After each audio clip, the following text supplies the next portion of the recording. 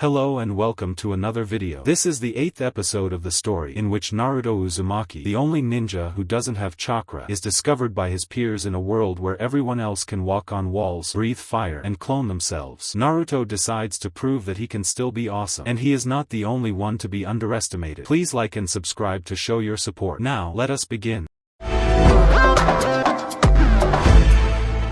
Sasori's laboratory was appropriately akin to a scorpion's nest. Dark, humid and cold, the hideout had been built underground, underneath the land of wind's warm sands. One of Akatsuki's numerous bases across the continent, this hideout contained many treasures and experimental devices, the fruits of Sasori's collaboration with his old partner Orochimaru. Take everything you can find, Tobi ordered his men, research his notes, weapons, test subjects. When we leave in 2 hours, we're going to bomb this lab to cover our tracks. Leave nothing of value behind. The multiple missing ninjas, the grunts and cannon fodder of the organization, quickly obeyed Akatsuki's new leader, while Kakuzu followed his commander through the dark corridors. As the oldest and most competent member of Akatsuki left, he had been officially promoted to second in command. "You're truly mobilizing all our forces," Kakuzu noted, "but I don't see how a bunch of dolls are going to help us attack the summit." "It's not Sasori's dolls," Tobi said, "it's a collaboration project with Orochimaru Pain commissioned a year ago that has my attention." They arrived in front of a door, protected by dozens of seals. Nobody should have been able to cross it without Sasori's authorization, but Tobi wasn't anybody. Grabbing Kakuzu, he phased through the door without a care in the world.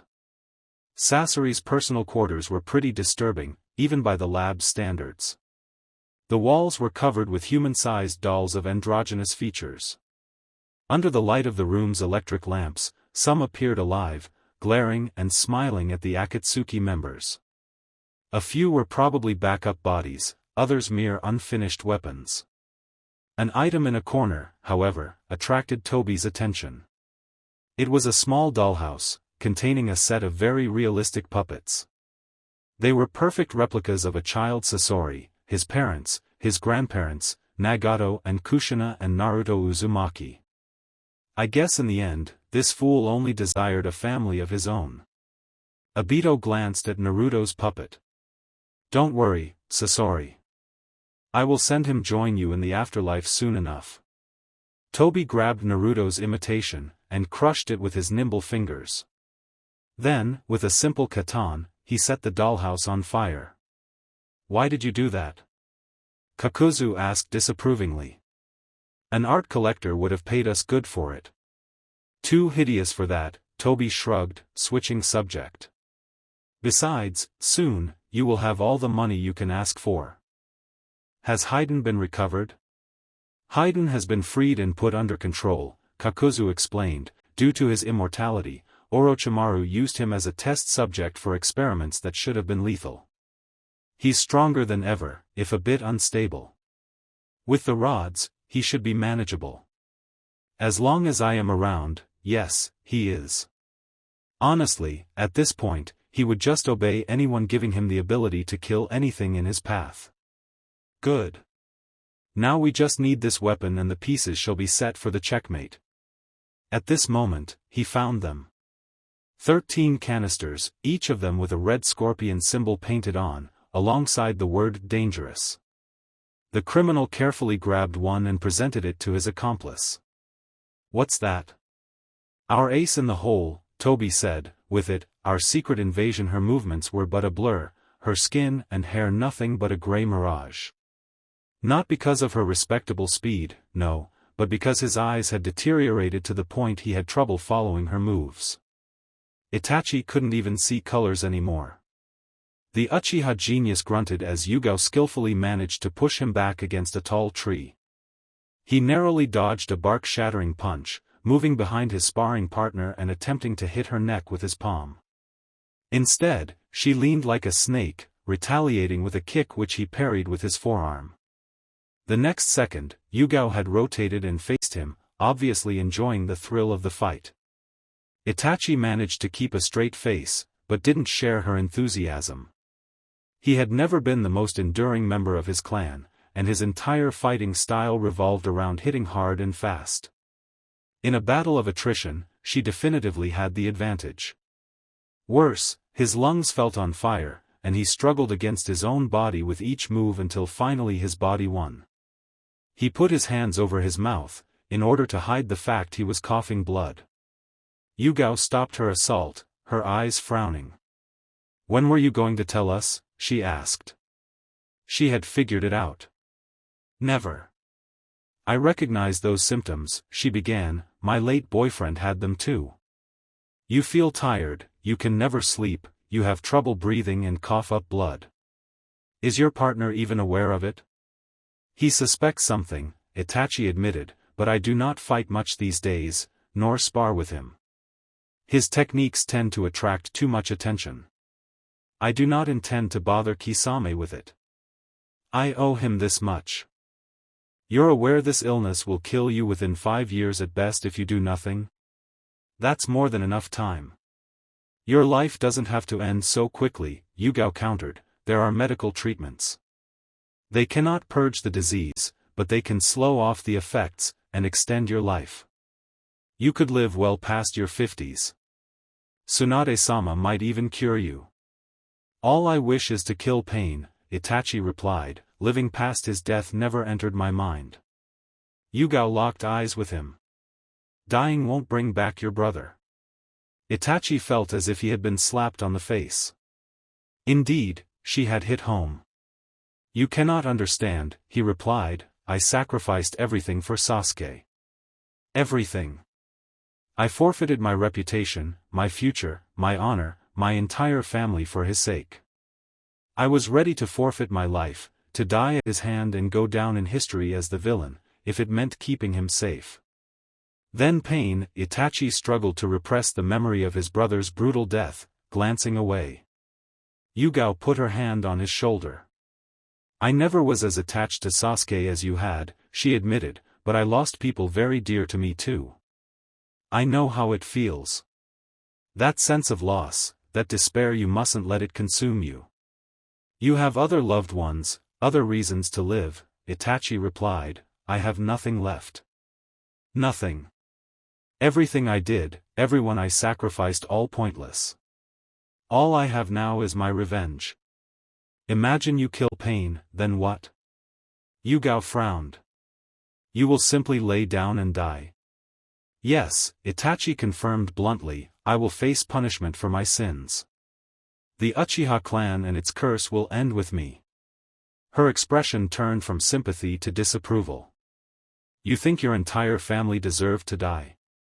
We Uchiha have brought the world nothing but pain and misery," Itachi said. "Had it not been for us, the Kyuubi would not have laid waste to Konoha, and Akatsuki would not threaten the world today. Sasuke was our last hope of redemption, and now Itachi Uchiha," Yugao cut in, her eyes growing cold, "you are being selfish." Itachi clenched his fists in anger. To her credit, Yugao didn't flinch at the tremendous killing intent he exuded. "You have no right to say this," he spat venomously, his stoic mask finally breaking. "You are being selfish," Yugao held her ground. "You pretend you loved Sasuke, but you never considered how he felt about all of this. I have seen the reports on the Uchiha massacre. You used the Tsukiyomi on your brother, and forced him to watch the murder of his parents, of his entire family, multiple times. It was necessary for you mentally tortured your 7-year-old brother and turned him into a revenge-obsessed ninja," Yugao snapped. "You did intentionally, all so you could turn Sasuke into a pawn into your own suicidal scheme. At no point did you ever consider the effect on Sasuke's mental health and happiness." Itachi felt silent. In spite of keeping her calm tone, Yugao radiated with cold fury. "You robbed your brother of his childhood," she continued. "He never opened to anyone, until Naruto and Han managed to break past his shell. If your plan had worked perfectly, if he had followed the script you wrote for him, what do you think would have happened? Sasuke would have grown up as broken man, and would probably have died an early death on the battlefield. At worst, he would have become just as bad as Pain. I did it for Sasuke's own good," Itachi replied, aware how weak the defense sounded. No. You did it for the sake of your goal. Not Sasuke's. You never cared about the person he was, only what he represented to you. Yugao shook her head. You have tunnel vision, Itachi-san, she said. You see an end goal, but you ignore everything else. You try to do everything yourself, because you think you know better. You don't see the consequences of your actions, nor what will happen once your goal fulfilled. And now you have lost your goal, all you can think about is taking revenge, no matter the cost to yourself and others. Yugao shook her head. How can you think you will defeat pain, she continued, when you act the same? Itachi felt his heart stop beating. I turned into Madara. He didn't know which hurt more. The fact she had a point, or the realization he had repeated the same exact mistakes as his own ancestor. He wondered if the Shodai had had a similar conversation with Madara, after the death of the latter's brother. Had the Uchiha Lord even considered those words? Or had he been too blinded by his own pain to listen? I agree, pain and Akatsuki must be stopped, Yugao said, but not like this. Not if it means killing yourself. Itachi observed her in silence for a time, before finding his words. Why do you wish for me to live? He asked, honestly puzzled. I am a criminal. A mass murderer. A kin slayer. A monster. He clenched his teeth. A failure. Because, in spite of everything you did, you're not a bad man, Itachi-san.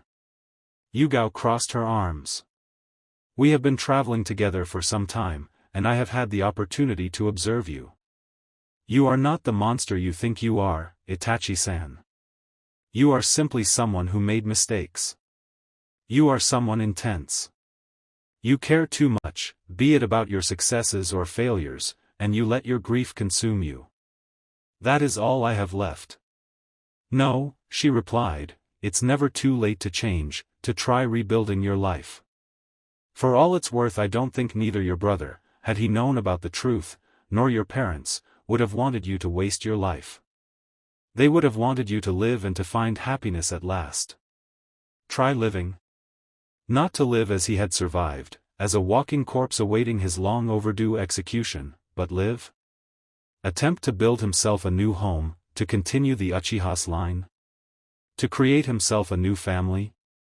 Try to move on past Sasuke's death.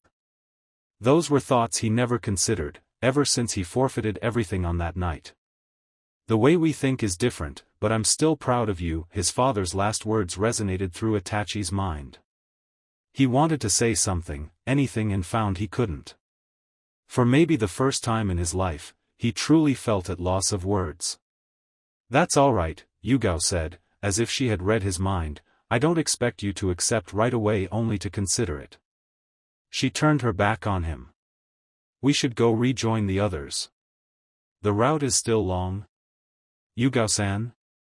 She turned around to face him. Thank you. She smiled. You're welcome. You know, brat, out of all the hideouts you could have used, Jiraiya snorted, did you really have to hide in a cave? A dark humid cave full of reptiles? Make no mistake, Jiraiya, the white snake sage warned lowly, glaring at the toad Sannin, your presence is only tolerated because it cannot be avoided. Your toad smell disgusts me so much it is difficult to resist the urge of eating you. Do not tempt me. Naruto rolled his eyes, although he wasn't very surprised. It had taken him days to convince the white sage to allow Jiraiya entry in the snake's lair, and had not the current matter been serious enough to threaten the entire Ryochi cave, he would have probably refused. Peace, gentlemen, gentle snakes, Naruto said in an appeasing manner.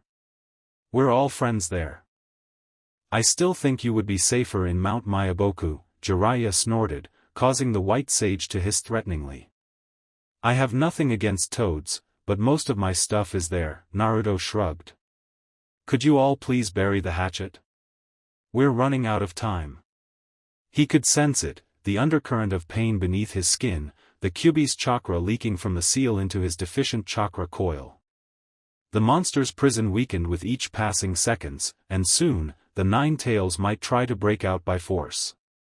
Don't worry about it, kid, reinforcing your seal will not be difficult, Jiraiya said. I had always feared we might have to do this, in case its power were to be overused. It's your other operation that worries me. We have to, Naruto replied, it's the only way to get reliable info on Akatsuki before the summit begins. Jiraiya frowned. According to my contacts, Akatsuki has recalled most of its operatives, and shut down many of its operations in the Shinobi nations. They're gathering their forces, from the mercenaries under their employ to the remnant of Orochimaru's hidden sound. It's obvious they intend to attack the summit. It's what they intend to gain out of this that worries me. Attacking the summit would only result in the Shinobi nations banding against and annihilate them, Naruto noted. The attack will be a cover for something more insidious, and this might be the only way to discover Akatsuki's true plan. You do realize what might happen if it goes wrong? Jiraiya said. That bastard put a little of his soul inside the cursed seal. It might know, will try to take over. That's a risk I'm willing to try. Besides, if anyone can ensure the operation's success, it's you. Jiraiya smirked, albeit only a little. Ah, so you do believe in my priceless expertise, brat?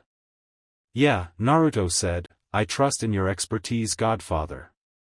Jiraiya tensed, although he didn't appear much surprised. So you learned about your heritage, the sage said. I am sorry not to have been there to watch over you, Naruto. All I want to know is why.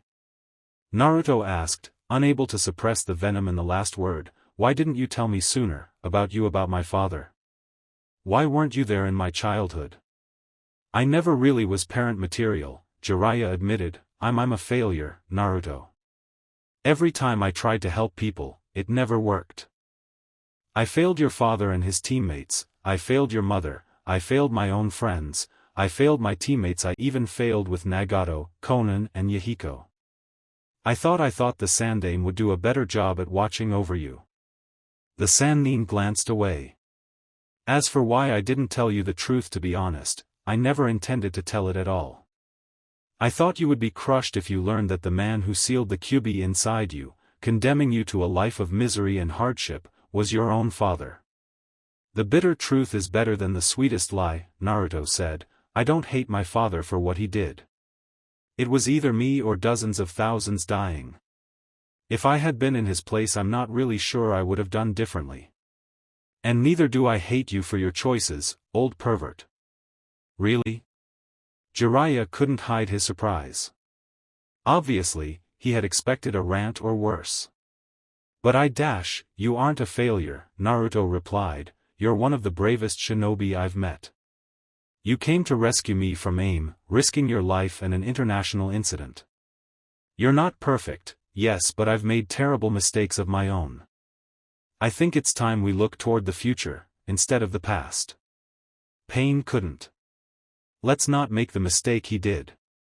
He offered his hand to his godfather. Let's face Akatsuki together, shall we? Jiraiya smiled sadly, and shook the hand. Thanks, godson. While I find this scene touching, the white sage cut in, could we please address the current matter? Oh, right, Naruto said, time to show the furball who's the boss. Oh, look, here is history's greatest mass murderer. Naruto clenched his fists, as he walked in front of the Kyuubi's cage. Have you finally came to your senses? Yes. Took long enough. The Kyuubi raised its eyebrow, and smirked. Finally. Rip this seal open, and then embrace my full power. No. Naruto crossed his arms. I'm not letting you get out. I have come to tell you farewell. After all of what we have gone through together, I thought it would be an act of courtesy. The Kyuubi raised its head, suddenly confused. What the hell are you talking about? You can't get rid of me, boyo. Not until you die. Oh, I won't get rid of you, Naruto shrugged his shoulders. I'm going to imprison you forever. Imprison me? The fox's eyes widened considerably. Ah, I see. You think you can repair your seal and lock me up? Well, genius, let me tell you something. there will be a day when you will call on me, and I will be free again. If you could react to any call, perhaps, but what's going to happen is a little different." Naruto chuckled. "Jiraiya is currently preparing to put a new seal over the Yondames. This addition will break the connection between us, burying you deep inside me. You won't be able to influence the world outside, and your chakra won't be able to get out of the seal, even if I am dying. In short, you're going to spend the rest of my life here, alone, with only darkness and silence for company. No priceless minutes of freedom, no discussion with anyone. Just solitary confinement for decades." The Kyuubi ground his teeth. "You won't have the guts." "Oh, but that's only the first part," Naruto continued. "You see, when I will be about to die of old age or when I think it is time, the white sage will move the seal, and you alongside it, most probably inside a pot. And you're going to spend eternity buried in the Ryuchi cave, where no one will ever try to find and free you. You will spend all of eternity there, alone, until the sun dies out." Naruto snorted at the monster's increasing rage.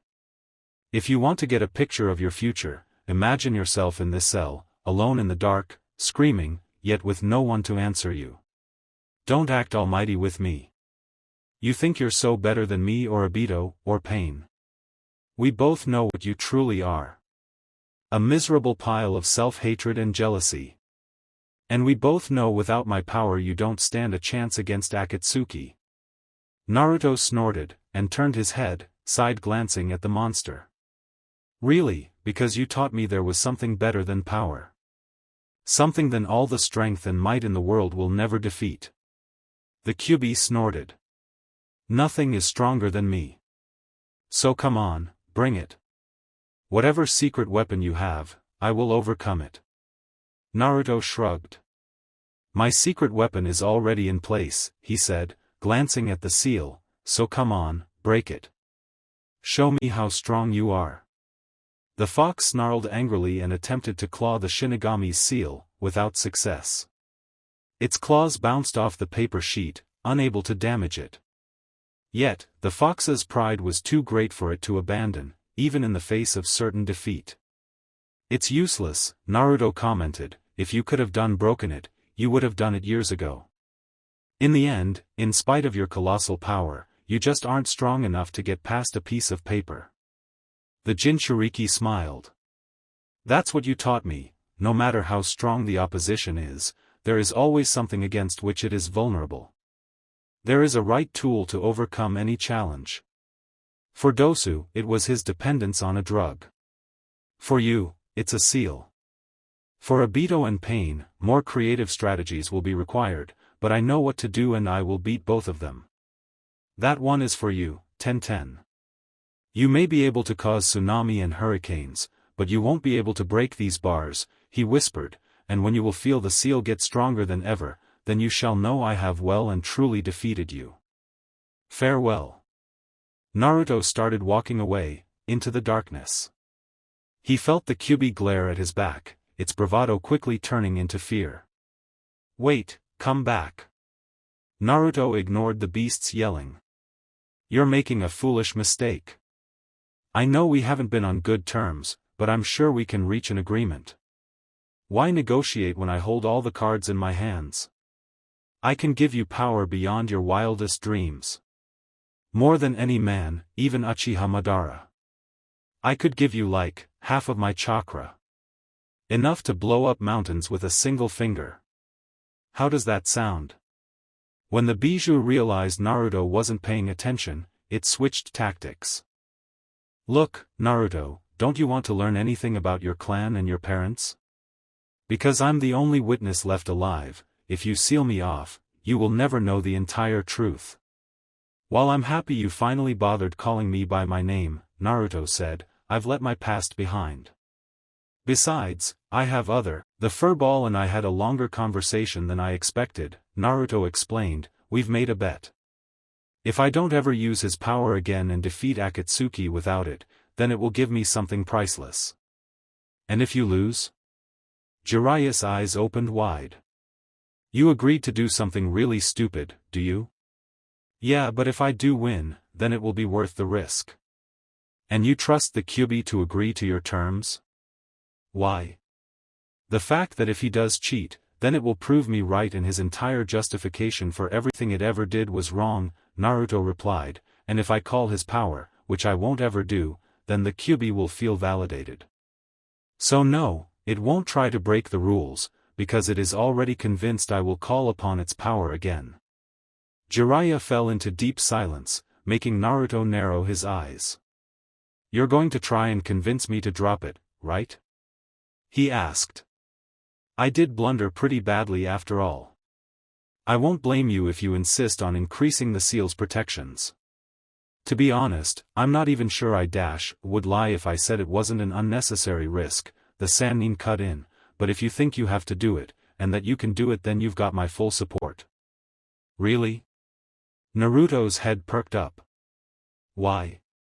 Why? Jiraiya smiled. Because you're the most surprising ninja I met.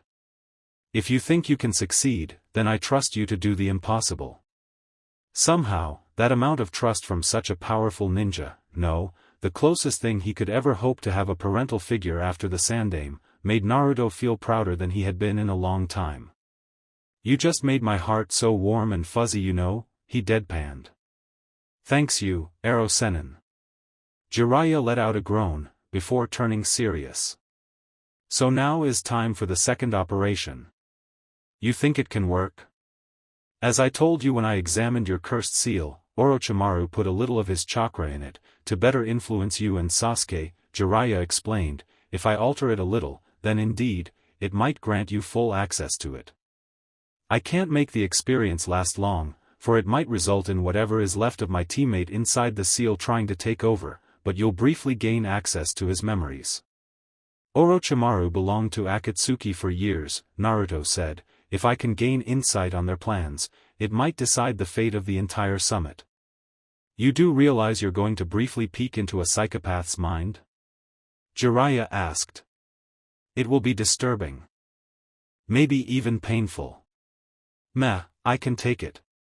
Well then, if you insist, Jiraiya touched the cursed seal with his index. 3, 2, 1, suddenly, Naruto found his brain assaulted with a flood of images, sounds and screams. The very first memory he got, was that of Orochimaru vivisecting a poor man alive, methodically opening his insides with a scalpel. The victim screamed, and Naruto experienced Orochimaru's sickening joy. The madman could have knocked out his test subject, but he found the man's reaction much more pleasant than mere painless surgery. Then, Naruto saw a slaughter, a bloody massacre as the Sannin unleashed a torrent of snakes upon Iwa Nines, tearing them to shreds. He left one alive, briefly faking mercy only to crush that hope instantly by beheading him with the Kusanagi. The following memories were simply disgusting, each new one topping the former in horror. Tortures, lethal experiments, or even the first time Orochimaru performed his soul-stealing jutsu on one of his own, loyal men. Although he could gain great medical and practical knowledge from observing them, Naruto banished these souvenirs of atrocities in the deepest corner of his mind. A knowledge earned this way wasn't worth such a ghastly price. With much difficulty, Naruto managed to push back those horrifying souvenirs, trying to stay calm. It felt like when he had been possessed in aim, struggling against a power devouring him from the inside, vying for control. But Orochimaru's remaining memories were nothing but small fishes compared to the Kyuubi's malice. With effort, Naruto managed to push them back and delved deeper inside the madman's memories. As he progressed deeper into Orochimaru's souvenirs, Naruto realized the psycho's terrible technique had a hidden cost. Many memories were damaged, or incomplete. Orochimaru remembered he had had parents, but couldn't remember what they looked like, or what he felt toward them. Jiraiya was nothing but a blur, instead of an individual. Jumping from body to body had progressively corroded Orochimaru's soul, damaging it. No wonder he had grown mentally unstable. One memory, however, was incredibly vivid. The death of his first genin students. Before taking Anko under his wing, Orochimaru had taught a group of ninjas, one of them Nawaki, Tsunade's brother. A mission had turned into a disaster, and the entire team had been wiped out. All the snake could bring back to Tsunade had been Nawaki's necklace. Although he had tried to appear uncompassionate and callous, Naruto could feel the anguish and dread Orochimaru had experienced at seeing his protégés die so pointlessly. That day awakened something in Orochimaru. A primal fear of death that would push him on dark paths. In the end, Orochimaru was nothing more, deep down, than someone that at a decisive moment, chose to fear death instead of accepting it. But unlike most, the Snake Sanin's entire life started revolving around avoiding the inevitable, no matter the cost. It could have been tragic, if the lengths he had gone through, out of sheer selfishness, hadn't been so extreme. In the end, for all his bravado, Orochimaru was only a man too stubborn to accept the inevitable. Naruto didn't care what Orochimaru had or could have been, however. He wanted information on Akatsuki, and focused on trying to locate them. Naruto then watched some souvenirs of Orochimaru's time in the organization, of how Konan had approached him with an offer of membership and unlimited resources, in exchange for doing what he did best. The blonde ninja witnessed how Orochimaru had partnered with Sasori, and developed both a grudging respect for the other's work and theories about immortality through body enhancement, and a raging hate for an individual he couldn't manipulate. Naruto absorbed the information like a sponge.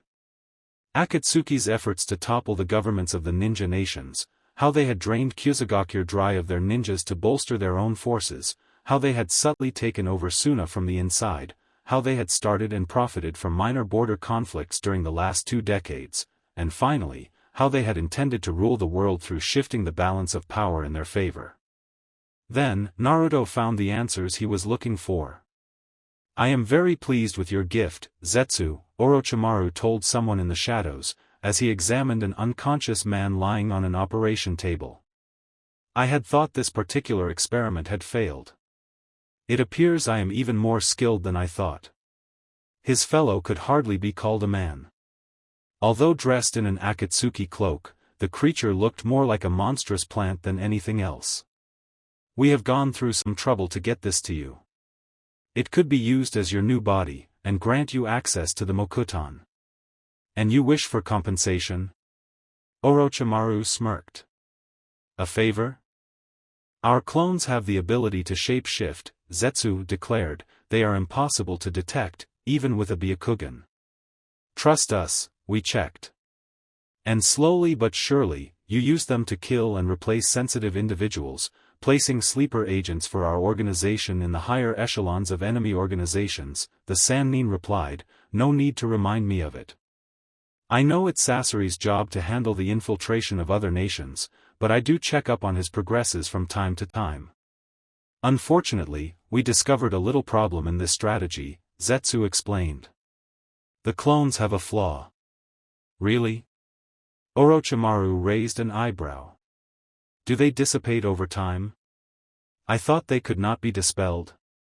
"They cannot, but we have discovered the transformation reverts upon death. If an infiltrated clone were to regain its original shape if accidentally killed, our operations might be discovered and scrapped. None has been discovered thus far, but we believe in reducing the risks." "Then you wish for me to correct this defect?" "I cannot do this unless you allow me to dissect one of your clones." "But you can solve this problem. Who do you think you are talking to?" Orochimaru gave his ally a smug smirk. "Send me clone, and I will solve your design flaw after I finish catching up lost time with Tenzo." The memory ended there, and Naruto found no follow-up on it. Instead, Orochimaru's focus had turned on the invasion of Konoha, letting this problem slide in a corner of his mind. The Sannin had obviously intended to betray the organization, and had no intention of helping them any longer.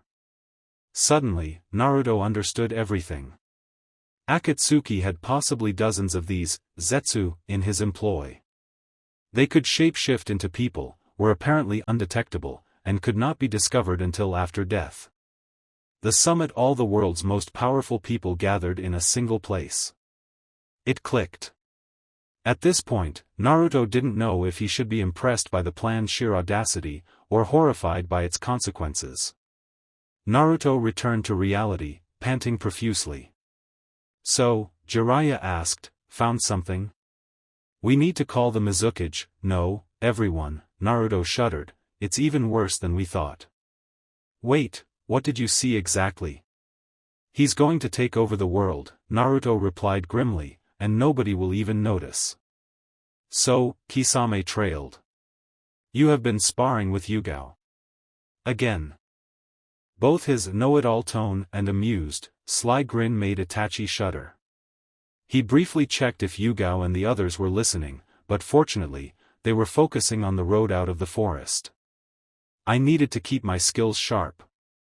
You two go into the woods together the morning for training exercises, Kisame chuckled, you leave the poor me all alone with the crazies. Jealous? A bit. I miss our old sparring matches. I still remember that time you pulled off your Susanoo for a sword fight. One of the best I experienced. It was the first time I ever manifested it, Itachi admitted. I admit our battles were thrilling. So far, you and Yugao haven't blown up a mountain yet. I look forward to seeing you do it. Yugao is, Itachi trailed. Charming. I enjoy her company. I do not have a word of it. Ah, Kisame muttered, as if he had just realized something important, and for years I thought you were never mind. You thought I was what? It's nothing really. Come on, do tell. You couldn't stop talking about your brother, I figured out you liked him. I did like, he was my brother. No, I mean, liked, as in, like. From now on, I will act as if we never had this conversation, and we shall never speak of it again. Agreed. But what does it have to do with Yugao? Figure it out, genius, Kisame said, before focusing on Fu. Are we there yet? Stop asking it every single hour. The Jinchuriki complained. That's annoying. Kisame briefly fell silent, before smirking. Are we there yet? I'm so going to kick the CR, here. Itachi frowned, attempting to stress his eyes and see clearly. It took him a few seconds to visualize it. A hole. Well, hole didn't quite fit. An enormous, gaping maw separated the ground in front of them, surrounded by broken trees and torn-apart grass. As the group approached it, Itachi glanced inside it, and found himself unable to see. The sunlight itself could not expose what lay at the bottom. Then, two large, colossal snake's eyes opened in the darkness, each of them bigger than Han himself. Great, more mongrels, a raspy voice resonated through the clearing, as if that old geezer interrupting my nap had not been enough. Manda, Itachi recognized the voice. So you do remember the name of the future master of the universe, the snake replied, good. I think I will be merciful and spare you. Now be gone and let the superior species sleep. There cannot be a superior species, as it would mean the Han has equals. Is this the entrance to the Ryuchi cave? Fu asked, ignoring her partner. You are not going to leave, are you? Manda groaned. Yes, this is one of the entrances, and it is my turn to keep it. Do not think about passing. There are thousands of tunnels down there, each of them intertwined together. Some lead nowhere, and others, to a painful death. Without a guide, you would spend years trying to find your way. And you are not going to lead us down there, aren't you? Yugao frowned. Nope, not a chance. You should already be thankful I am not in the mood for a quick snack yet. Meh, the Han says he's going to turn you into a purse and boots if you do not cooperate. Manda chuckled. During what you humans called your third Shinobi War, I fought a previous holder of the 5 tails, and crushed his bones into powder. You are no match for me, you oversized ape.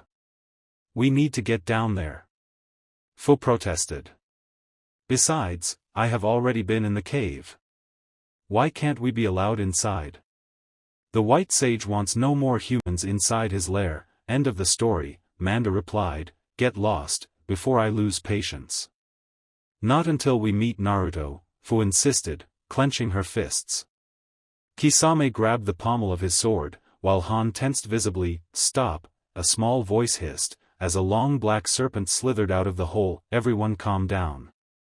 The creature faced the assembled humans. "It has been a long time." Apophis. Fu smiled.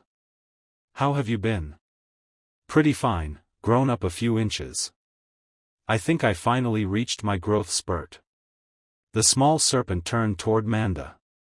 "It's alright, Daddy, they're friends." "Daddy? I told you not to call me this in front of such animals." Manda scorned his progeny. "Did the old geezer send you?" "Indeed, he predicted their coming. I have been sent to escort them to the cave." "What is the point of keeping these damn entries if everyone is allowed inside?" Manda complained. "Damn it, when the old man kicks the bucket and I am fully in charge, things will change." "Dad, you're rambling again, but, Fu frowned. How can you be parent and son?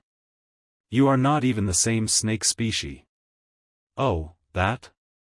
Manda snorted. "I looked like the kid when I was his age.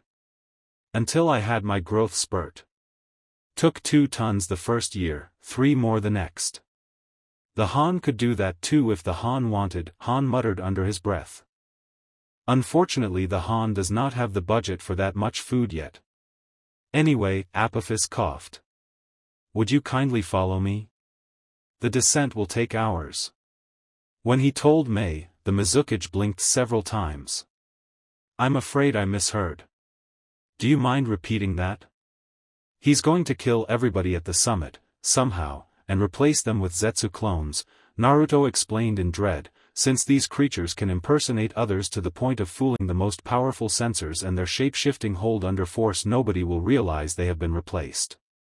These clones will obey Akatsuki, and Akatsuki alone. The 5 nations will fall under their control, with no one the wiser." "That's insane," Mei replied. "The Kage summit is the most secure place on Earth. There is no way Akatsuki could kill and replace anyone there. Unless," Jiraiya's eyes widened. "Unless it's not the first time they pulled it off." Mei frowned.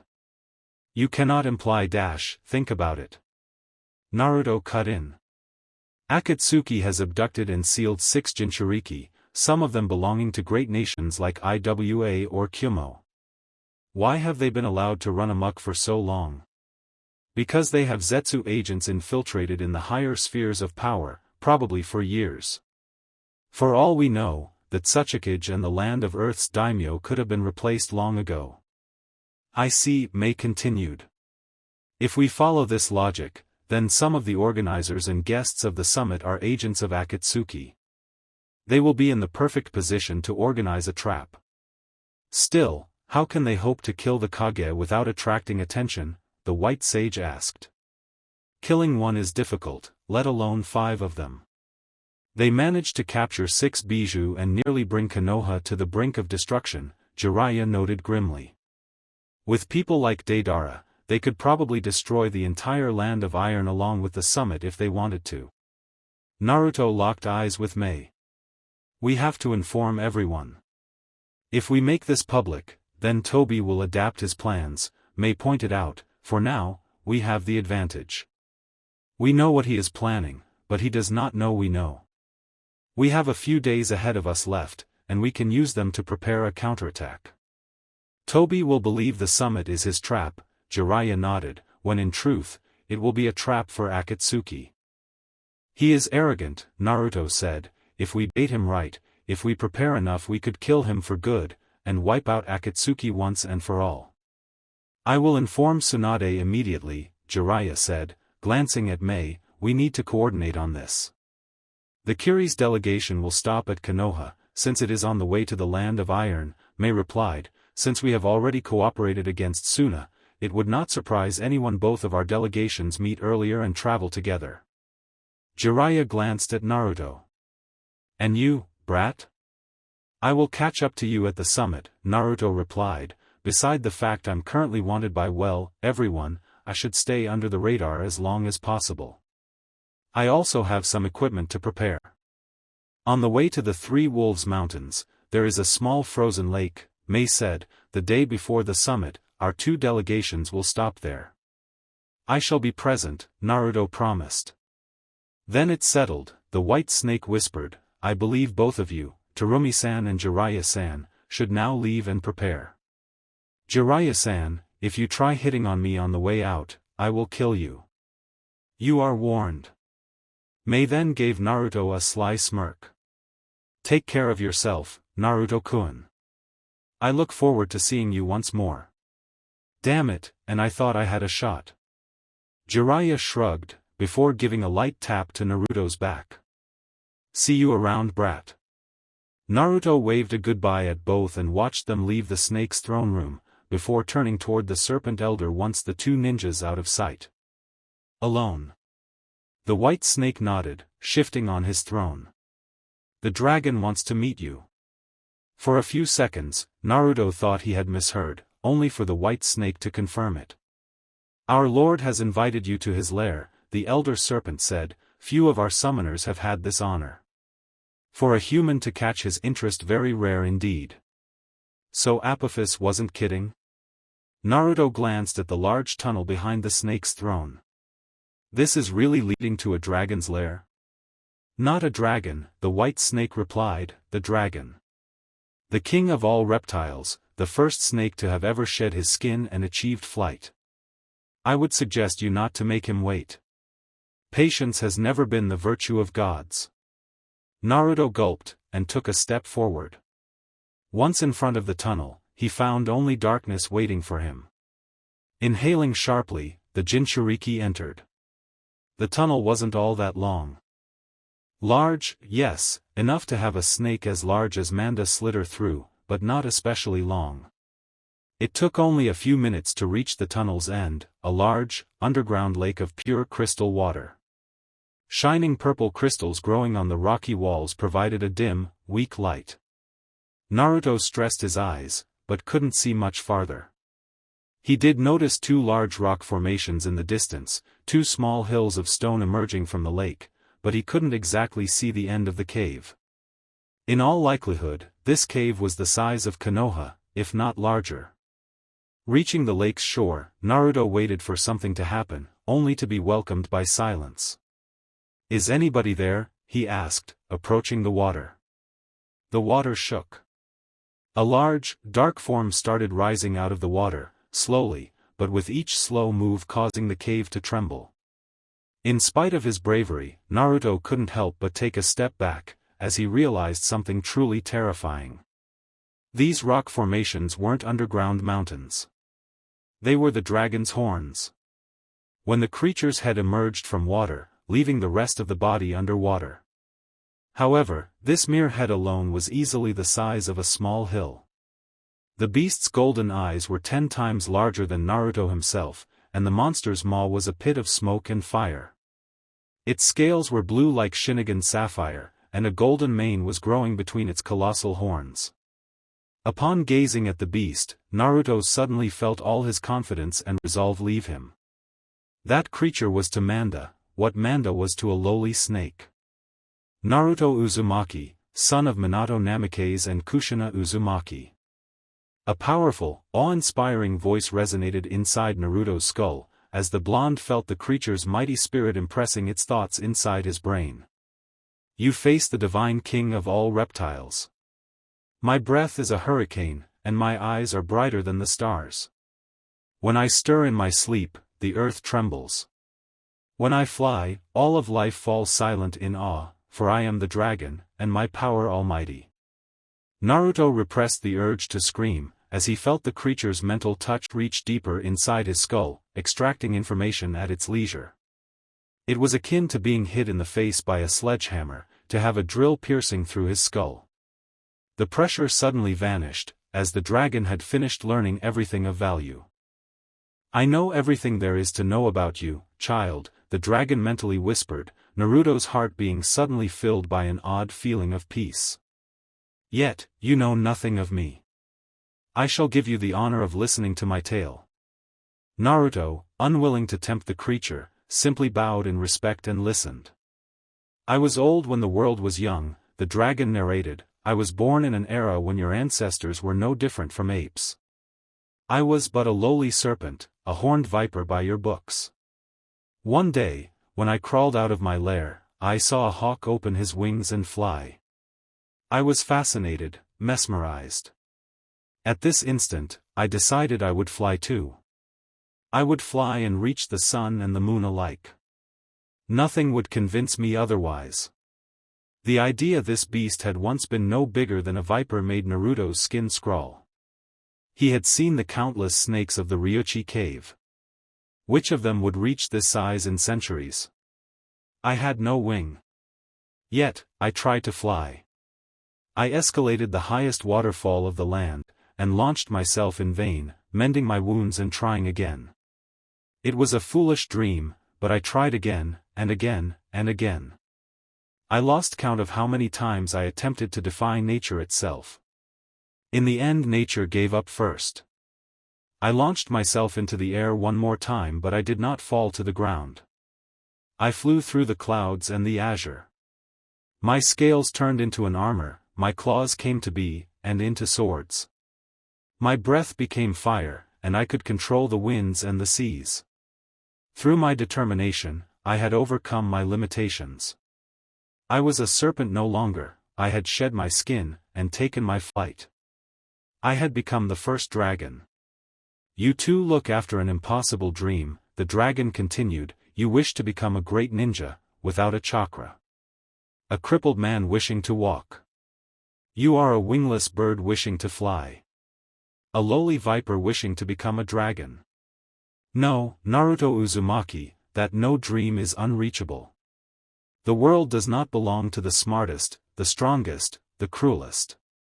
It belongs to those who are too stubborn to give up. Naruto nodded. I will take this lesson to heart.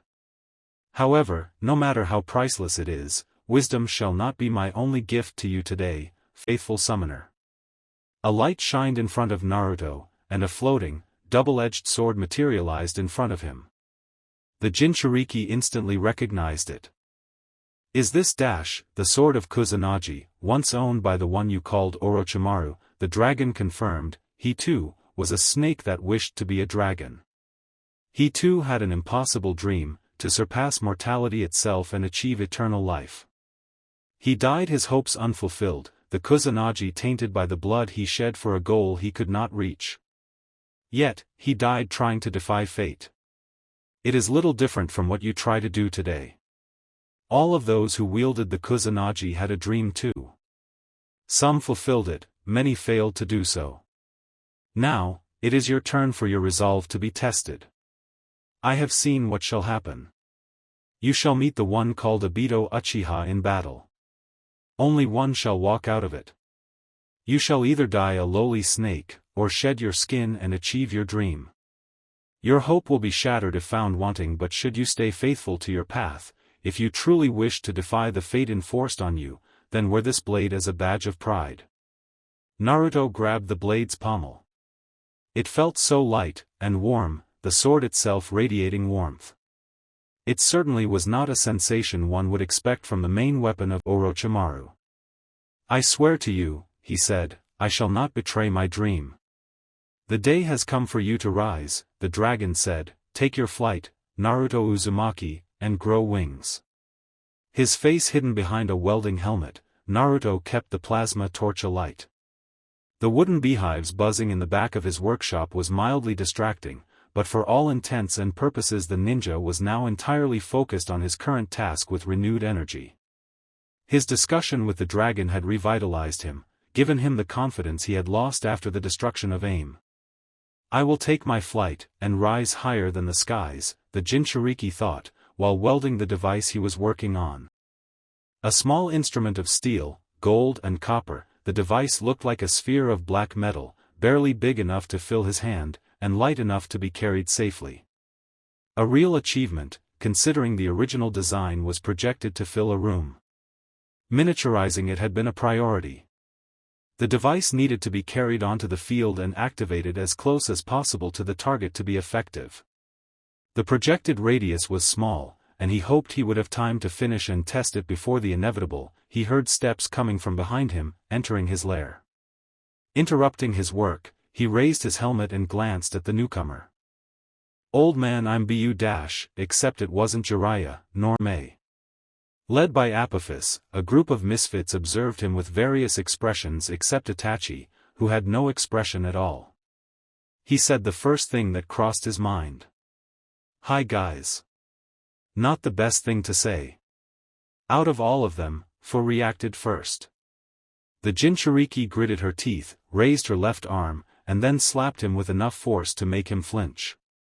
Naruto could have dodged it, but let it come.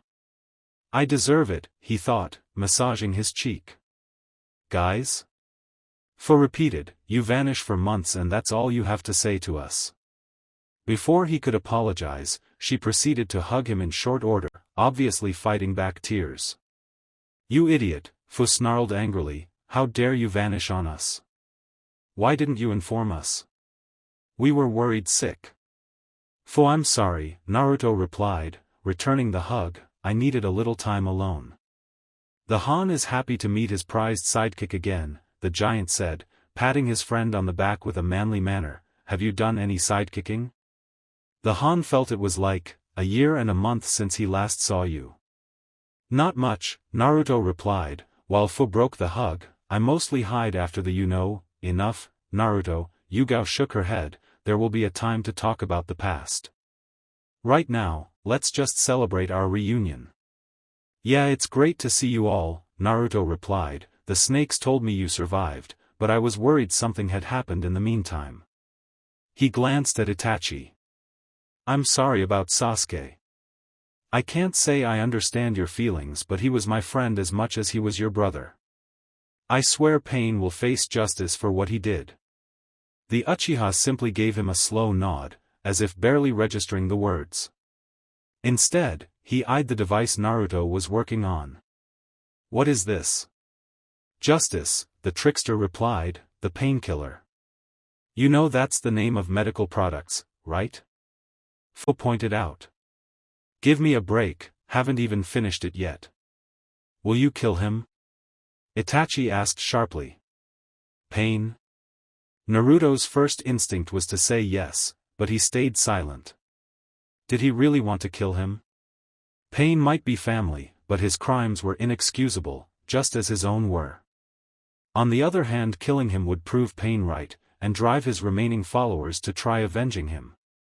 Killing Pain would make him a martyr for his cause, and prove Naruto no different than him. Pain's death would become another contribution to the cycle of destruction the Shinobi world was embroiled into. Saving Pain was also difficult to justify. While his crimes paled before Tobi's, Nagato remained a dangerous extremist ready to start a world war for his beliefs. He would kill again if left alive, and Naruto doubted he could be talked down. Not after what had happened in AIM. Nagato wouldn't back down because he had nothing left to lose anymore. Stopping here, in Nagato's mind, would be reneging on all the sacrifices he made to reach that point. Save or sacrifice? Why did it always come down to those two choices? How many people were forced to make such a choice? "I will not make this choice," Naruto told himself. "I will choose my own path and stick to it." "I will do what must be done," Naruto replied, "to break the Shinobi world's spiral of death forever." Itachi eyed him at length. Naruto prized his ability to read others like books, but the elusive Uchiha's poker face was impregnable. He didn't doubt Itachi had noticed how evasive the answer had been. The question was, what would he do about it? He had lost his brother to Pain, and would kill him if he had the chance. For an instant, the two ninjas simply stared at one another tensely. "Nice sword," Kisame interrupted, noticing the Kusanagi Naruto carried on his back. "Want to cut down someone with it?" The picture of Obito Uchiha flashed in Naruto's brain. The idea crossed my mind, yes. If there was one person Naruto had no intention of saving, it was Obito. He knew it sounded hypocritical, considering all the trouble he had considering doing the same to Pain, but the motivations were different. Pain's actions were fueled by his own suffering and a true, if warped, desire to improve the world. Obito massacred thousands out of sheer pettiness. The insane Uchiha had to be put down, for his own good and that of others. That madman would never stop, while Naruto thought there was a small chance to save Pain. Naruto had gone too far to hold the moral high ground. He remembered his bet with the nine-tailed fox. Either he would break that cycle with Pain, or he would die trying. I could give you pointers, Kisame said. I wouldn't want to see someone disgrace such a powerful weapon with sloppiness. Back off, Yugao replied, he's my pupil. Naruto suddenly remembered the history between these two and how Kisame had killed Yugao's father during the last Shinobi War. It was a miracle they weren't at each other's throat. Why are you here, Kisame-san? He asked the swordsman of the mist. I knew about Itachi, but I didn't expect to see you on our side. The swordsman shrugged. Why are they all here? He replied, nodding at the rest of the group. I stick to my friend, just as yours stick to you. The Han has a better question, the giant interrupted. Why are you keep bees in a cave? The way I see it, when you've got a problem, send in the bees. Naruto smirked. You're hungry? They'll feed you with honey. Need someone gone? They'll sting it to death. Bees solve everything. Naruto, bees die after stinging, Fu mused. Wasps are better, they can sting forever. Bees are insectoid commandos, Naruto countered. They're a flying elite military force. Beside, who are you to complain about insects? Touché. Naruto let out a cheerful laugh. Gods, he had missed their banter. You know, Naruto whispered, his breath turning into faint mist, when I heard about the land of iron, I expected it to be a place with lots of cities, open mines iron. Not snow and ice. Don't complain, Apophis said, hidden beneath the ninja's coat. You're warm-blooded. Without your sweet body heat I would be dead by now. Naruto sighed and laid his back against a tree. The snowy forest around him was eerily silent in the morning, in spite of being right behind the border. The land of iron was quiet, too quiet. He had expected more activity and patrols around the border, especially with a Hokage summit this afternoon. Instead the samurai had chosen to gather on the mountain where the meeting would be held. No wonder Akatsuki had managed to smuggle hundreds of missing nins inside the country so easily. Let's hope our troops will match them, Naruto thought. The snakes had told him Kiri had recently recruited a new generation of the Swordsmen of the Mist, a pale shadow of the organization's former incarnation, but fearsome commandos all the same. As for Konoha's team, Naruto perked his head, upon sensing someone approaching.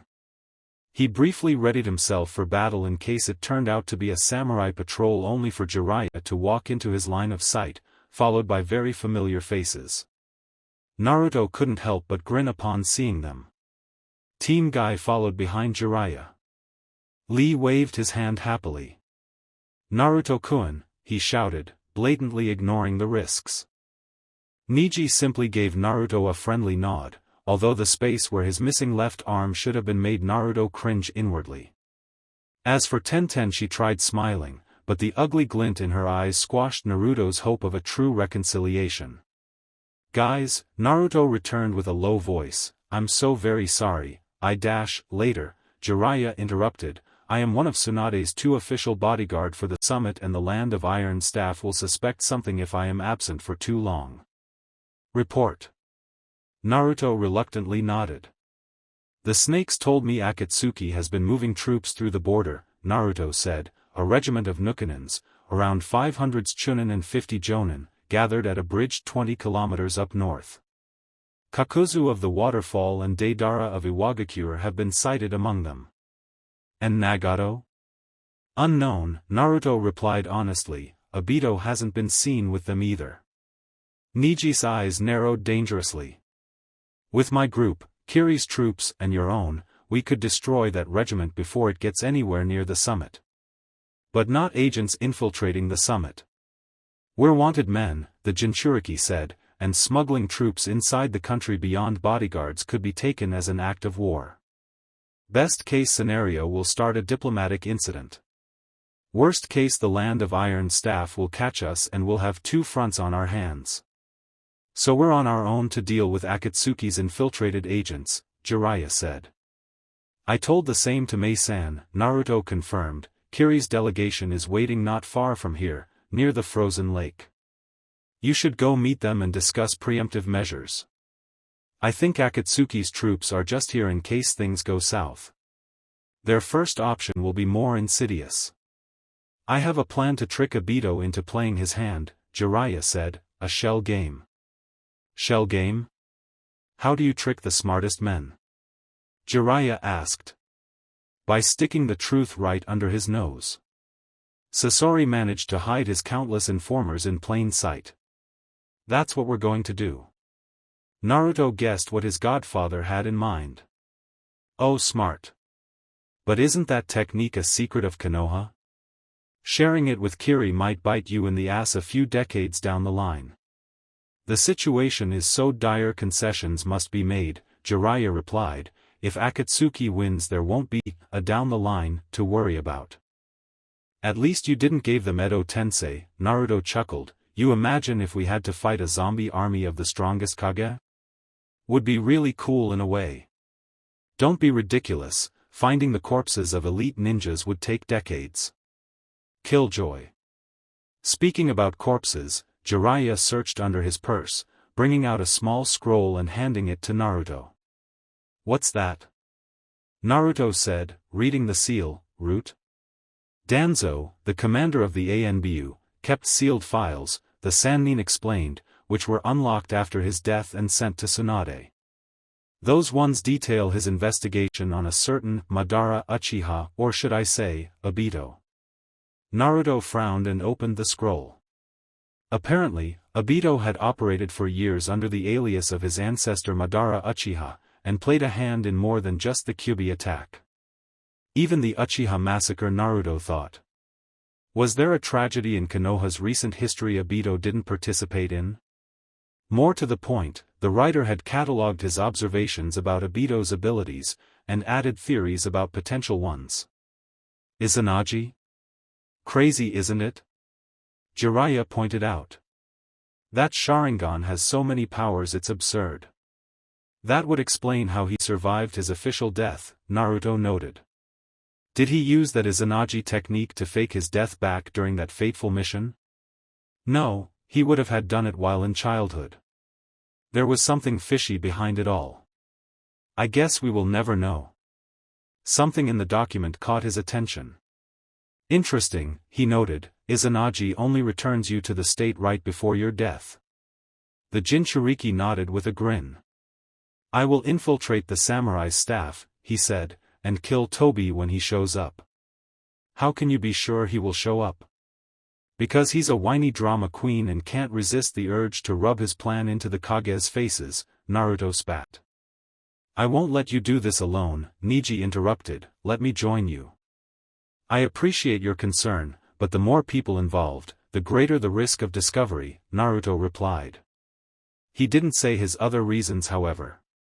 He didn't wish anyone else to be hurt, and with what he had planned, people getting caught in the crossfire would do more harm than good. You do realize Obito is an S-rank ninja? Jiraiya said, he's at least on Kakashi's level, perhaps more. Naruto smirked. I don't have the best track record, he began, but all those fights I got my ass kicked, they all had something in common. What? I lacked prep time. Naruto glanced at the scroll. Trust me, between my preparations and this info I will defeat him. And finally, he thought, I can prove to myself, and to the world, I don't need chakra or ninjutsu to fight for me. Jiraiya smiled. Looks like Danzo is going to bite Akatsuki in the ass, even after death. Some of Danzo's other documents could also help exonerate Itachi, Naruto pointed out. Perhaps, but even if we release those documents I doubt citizens would forgive a kinslayer, Jiraiya replied, more to the point, revealing the truth would be fatal to the village, especially in these troubled times. Itachi understood this and was willing to take the heat for it. Unfortunately, he had a point. No matter how much Naruto desired otherwise, Itachi was bound to die a hated nuke nin, his sacrifice swept under the rug. You know, once I would have accepted that, but today, Naruto began, I can't help but wonder if this is really the way to go. Keeping atrocities under the rug with no one accountable for them, under the pretense of state security, it'll create another pain in time, and history shall repeat itself. Jiraiya observed him at length. When I was young, long before your birth, the Toad Sage told me about a prophecy, the Sannin began. That a student of mine would either save or destroy this world. First I thought it might be Nagato. He sure is in destroy mode right now, Naruto noted grimly. You cannot believe how much that fact saddens me, Jiraiya said grimly. When I heard Nagato died I thought it would be Minato, and for a time, I believed you might take the place. Neji coughed. If I may, he cut in, Naruto-kun has taught me fate can, and should, be defied. I don't think fate exists, Naruto said, and if it does it can go fuck itself. Save or sacrifice? Why should it have to be either? Or why not both? Jiraiya raised an eyebrow. The world is rotten and an engine of war, Naruto grunted, no way am I going to save it as it is. Yet destroying it as Nagato intends to isn't the way either. I'm not going to destroy or save the world, I'm going to change it. The Sannin said nothing, simply giving his godson an expression of supreme confidence. Make me proud, was all he said, before glancing at Team Guy. I must rejoin Tsunade now. Naruto will lead you to our allies. The group bowed dutifully, as the Sannin vanished with a shunshin. Congrats on your promotions, Naruto said, it's not everyday people as young as you guys are being considered for jonin duties. The news travel fast, Neji noted stoically. Guy-sensei must be proud of us, wherever he is, Lee replied. Naruto lowered his eyes in sadness. Guys don't say anything, Naruto-kun, Lee said, what happened in AIM was beyond your control. It wasn't, Naruto replied, I put you all in danger. For fuck's sake, I saw it all. I was there and I let the Kyuubi run wild. He eyed Tenten. I nearly killed you. Naruto, Tenten said, I forgive you. The blonde opened his mouth, but the kunoichi didn't let him finish. I don't know what it is to be a Jinchuriki, she stated, I won't pretend I can. When that monster fired his attack I saw it hesitate. You struggled with everything you had, and even if you failed, you tried. You fought off a demon that could destroy cities and nearly reined him in. For this, no matter what happened, or what others will say, you will remain my friend. Naruto's heart brimmed with hope, but, she trailed, sadness permeating her voice. But you're right, you lost control. It's not your fault, but it could happen again. She forgave me, Naruto realized, his hope crushed, but she won't ever trust me as she used to. I need time to consider this, Tenten said, before adding sadly, I'm sorry. Don't be, Naruto replied with grim acceptance. I understand. I'm glad our friendship remains, even under those circumstances. Naruto, Neji said, you freed me from the chains of the Branch family, and you gave me a priceless gift. You gave me hope. I will never be able to repay you for it. Whatever happened, or might happen, I will stand by you. We're friends, Naruto-kun, Lee smirked, I'm not letting a demon change that. Naruto's face beamed with an honest smile. Thanks guys. Gods, I think I'm gonna cry, it means the world to me. He grinned, glancing at Neji's arm. I've got something in mind for that, Naruto said, it won't make up for it, but I'm gonna make you better, faster, stronger. Tsunade-sama also voiced her intention to search for a method to regrow limbs. Neji replied with a sly grin, it might take years, but Tsunade-sama is nothing if not obstinate. That makes me remember, Lee added, Ayame-san now works as a nurse at Konoha's hospital. The news cheered Naruto up. He had worried the waitress might have suffered due to Sasori's manipulation of her father. Hearing she was safe filled his heart with joy. Hinata-hime and Hanabi-sama have also asked for news of you, Neji added. Hanabi especially wishes for a rematch. Naruto laughed. As they talked for an hour, trying to make up for lost time. Yet no matter how familiar they sounded, Naruto couldn't ignore Tenten's distant gaze. Naruto watched Team Guy leave, and stood still in the snow. He felt he had lost something priceless today. He noticed Fu approaching him with a shunshin, yet said nothing and simply sighed. Naruto, you saw her expression today, didn't you? Naruto said, dejected. Tenten will never trust me the way she used to. And you blame her for it? Naruto glanced away. No, he said, I wasn't strong enough to stop the Kyuubi. I can only blame myself. Naruto, as a fellow Jinchuriki, I think I am overqualified to say it's not your fault, she said. We have all lost control at one point. You, me, even Han. Don't blame yourself for what happened. Mastering the beasts inside ourselves, a struggle that lasts a lifetime. Naruto said nothing, as he felt Fu put her hand on his shoulder. I want to say Tenten might no longer fully trust you, but I will continue to do so. Naruto genuinely smiled. Thanks, Fu. Are you returning to Konoha? She asked, if we get out of this war alive, of course. Naruto eyed the horizon. No, he stated, my future in Konoha vanished along with aim. If even my old best friend can't fully trust me anymore, how could the rest of this city? He sighed. Beside, I've been wondering, was my plan to become an ANBU and rise through the ranks truly the solution? I would become a pawn in the ninja game. I might be promoted to a knight, or a queen, but never a king. Never in position to change things permanently. Pain had a point. If the world is left as it is, the history of bloodshed will repeat. The old man believed the new generation would be the key, but leaving our problems to our descendants just feels cowardly. I have a duty to create the best possible world for the new generation to inhabit. So? Fu asked. What's the new plan? First, I'll go to the land of rain and try to make up for what I did there. He smirked. And then I think I will create my own place. Your own place? The Seven Tails vessel raised an eyebrow. Like a hidden village? Fuck hidden villages, he corrected with a grin, I'm going to build my own country, like the Shodai Hokage did. Create a land where Jinchuriki can be accepted instead of reviled, where what happened to Sasuke and his family will not happen again, and where everyone, civilians or not, will have a chance to rise to greatness. You sure think big, Fu laughed, but your Shodai didn't build his country alone. Count me in. They stayed like this, grinning at one another, until the blonde realized something. He had to say it, before the battle. Before he could die before saying it. You know, Fu, Naruto whispered, it was because of you I tried to break out of AIM in the first place.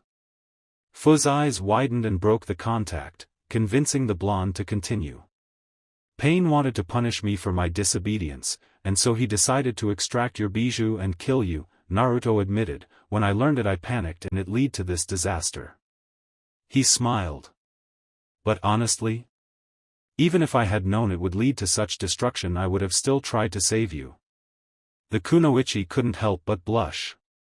Naruto, you and Han were the very first friends I ever had. No, you are the only ones I have. The others are comrades, and I like them, but you two are the only ones I would sacrifice my life to save. Fu shyly joined her hands anxiously. When we traveled to the Ryuchi cave, I realized you were the one I was most concerned with. I like Yugao-san, and Han, but you're my most precious person in the world. There, I said it. Naruto's jaw dropped, as the kunoichi grabbed his hands. The contact was intense, and he could feel Fu's breath warm the air. After we have kicked Akatsuki's ass, let's go build your new place together, Fu declared. Who cares if the ninja nations want us dead, as long as we're there for one another? It will be the two of us against the world. At this point, Naruto couldn't say a word. He was pretty certain he was as red as a tomato, and he felt his heartbeat increase to insane levels. Fu, I don't know what to say. Just hug me, you idiot. He did. Aren't they cute together? Kisame noticed, glancing at the two Jinchuriki in the distance, hidden behind some trees. "The Han says it's about time," the giant grunted. "The Han has been dying to give them the bee's speech. Now, if that other problem could solve itself," about Itachi and Miss Yugao, the Han began, "I have been thinking about putting them into a icy cave. They will need heat, get close together to stay warm, one thing will lead to another, it's a fucking cliché, and Itachi is a katan master. Never going to work. It is not the Han's fault if ninjas have grown lazy. Cheaters." The Han grunted. "Why wish to get these two together in the first place?" "Itachi has a death wish, now that his brother is gone," Kisame replied. "I thought the idea of founding a family might convince him to hold on to life. Besides, he really needs to get laid. I still cannot believe how someone with his looks never managed to get a date. He is so pretty people often mistake him for a girl, can you believe it? Well, most women think I want to eat them. He should have taken lessons from the Han. It's a fact everyone turns gay for the Han, as his presence is proven to be the most pleasurable experience known to man." Kisame observed the giant closely. "I think I figured you out," he said. "You act like a clown to hide a warrior's pain, is it not? It is the only way to deal with your loneliness. Don't we all?" "I suppose we do," Kisame replied. "By the way, when this Akatsuki mess is over, would you like to have a rematch? Just you and I, one-on-one. You get the chance to avenge your defeat, I get a thrill." The Han was never defeated. The Han gave you the illusion of victory, in order to infiltrate Amigakure. Funny, that's not how I remember it. Believe in the Han, the giant chuckled. Next battle, the Han is going to Han you so bad you shall suffer an fantastic defeat. Yeah, I once killed a Jounin with my bare teeth. You can't compare. Once the Han glared at a mountain, and it crumbled on the spot. Most people consider a tsunami a cataclysm, I consider it a C-rank jutsu. The universe has a center. It's called the Han. Kisame exploded in laughter. "Can't top that," he said while savagely grinning. "Don't get killed before I get to a chance to do it you myself, alright? The Han wouldn't have it any other way. That's all I wish for," Kisame continued, somewhat philosophically, "fighting for my life, until the day I am finally bested." Pretty morbid. "It's the world that's morbid," he replied. "Face it, even if we defeat Akatsuki things won't change. Shinobi will still lie and cheat and kill one another. There will be peace for a while, and then the Shinobi system will crush it in time. A honorable death is the best that can happen. The Han didn't expect you to be so cynical. My best friend massacred his entire family on orders and lied to the face of the world about why," Kisame replied. "What else did you expect?" He shrugged. "I hoped Pain and Toby could create a better world, one that wasn't founded on deceit until disillusion settled in. I'm just a warrior without a cause, haunting battlefields until someone gets lucky." The Han snorted. "How can you have hope for the world, if you don't have any hope in yourself?" he asked. The Han thinks nothing is impossible, if you have the will. You think you can change the world? Yes, the giant shook his head, but in all honesty, the Han thinks Naruto will beat him to it. Kisame observed him at length. Han's eyes burned with such confidence it was almost frightening. "All right," he said, readying Samahata, "I will take the bet." Tsunade was the last to sit at the table. The other Kage sent her even gazes, while the Iron General Mifune stood in front of them all, a stony and imperturbable arbiter. The bodyguards hid not far away, ready to intervene at any sign of strife. If Jiraiya's information was correct, then they wouldn't have to wait long. Tsunade felt somewhat safer knowing the Toad Sage wasn't far. Her teammate having her back filled her with confidence she hadn't felt since the Sannin were still a thing. Tsunade returned the Kage's stares evenly. She had been a bodyguard to the third in the last summit, when negotiations had failed and the Third Shinobi War broke out as a consequence. Out of the original lineup, only that midget Inoki remained, already old back during the war.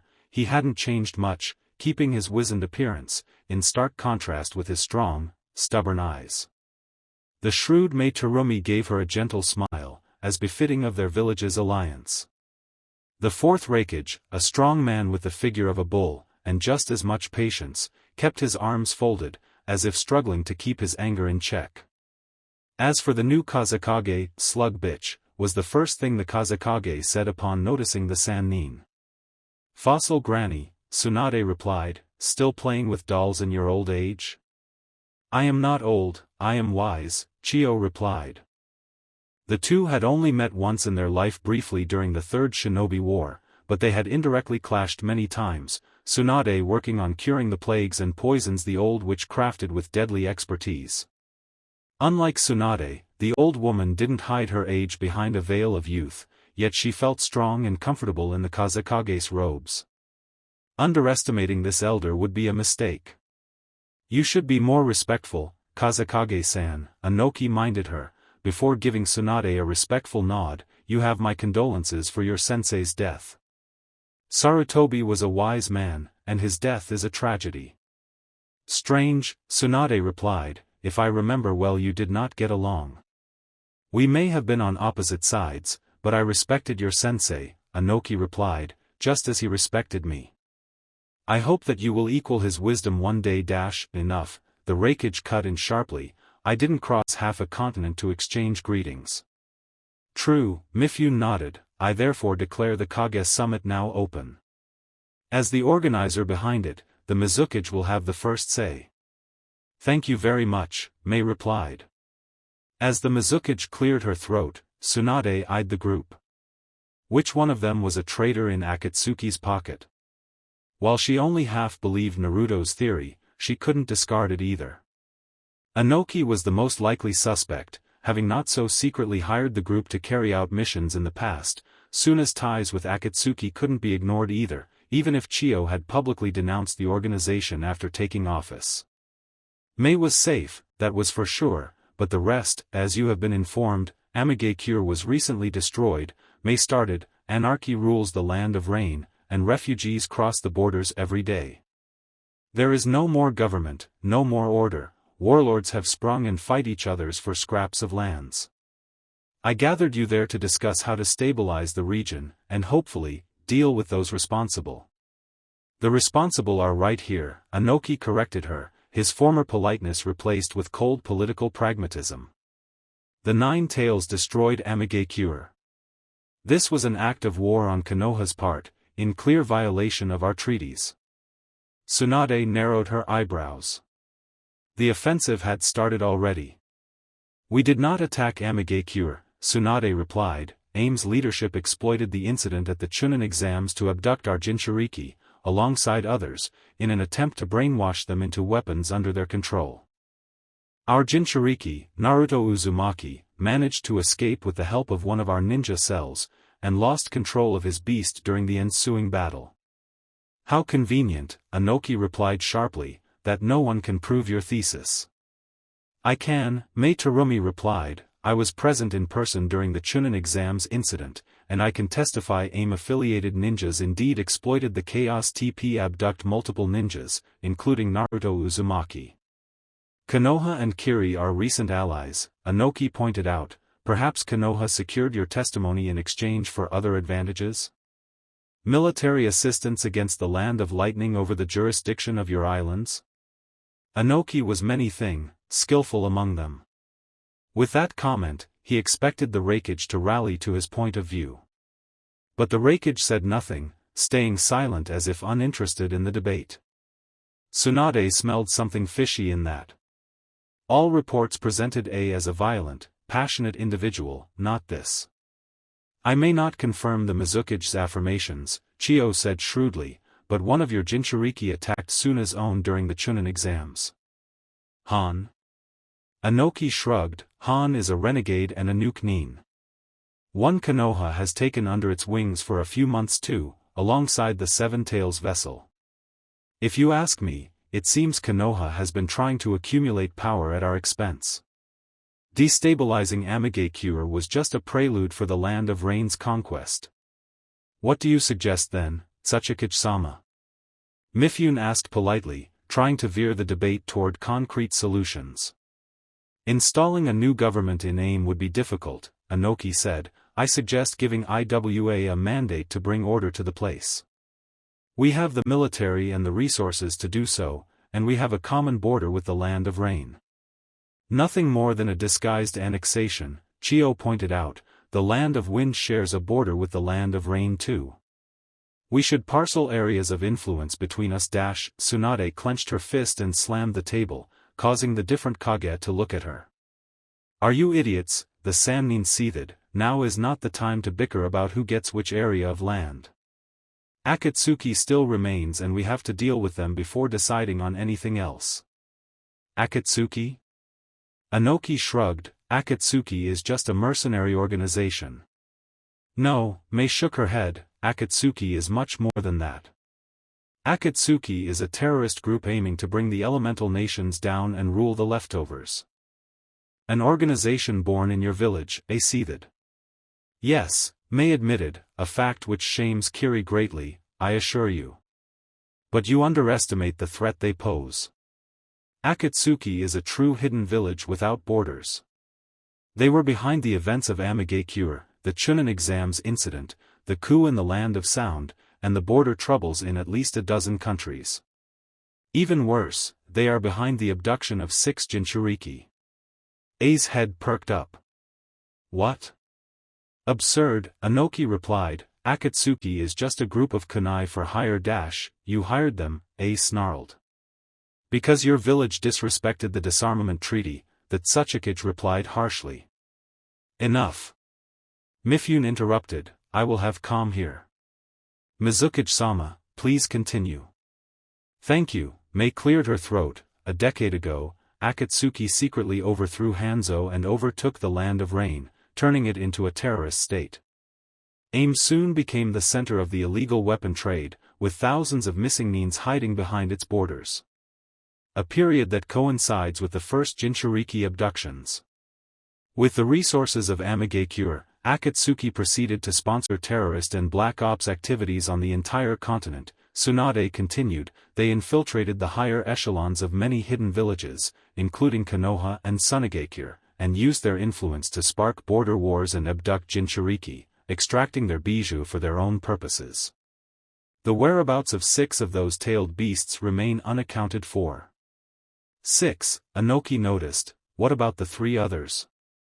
Naruto Uzumaki of Konohagakure, Han of Iwagakure and Fu of Takigakure have recently contacted some of my agents, Tsunade affirmed. They are currently in hiding to avoid capture by Akatsuki.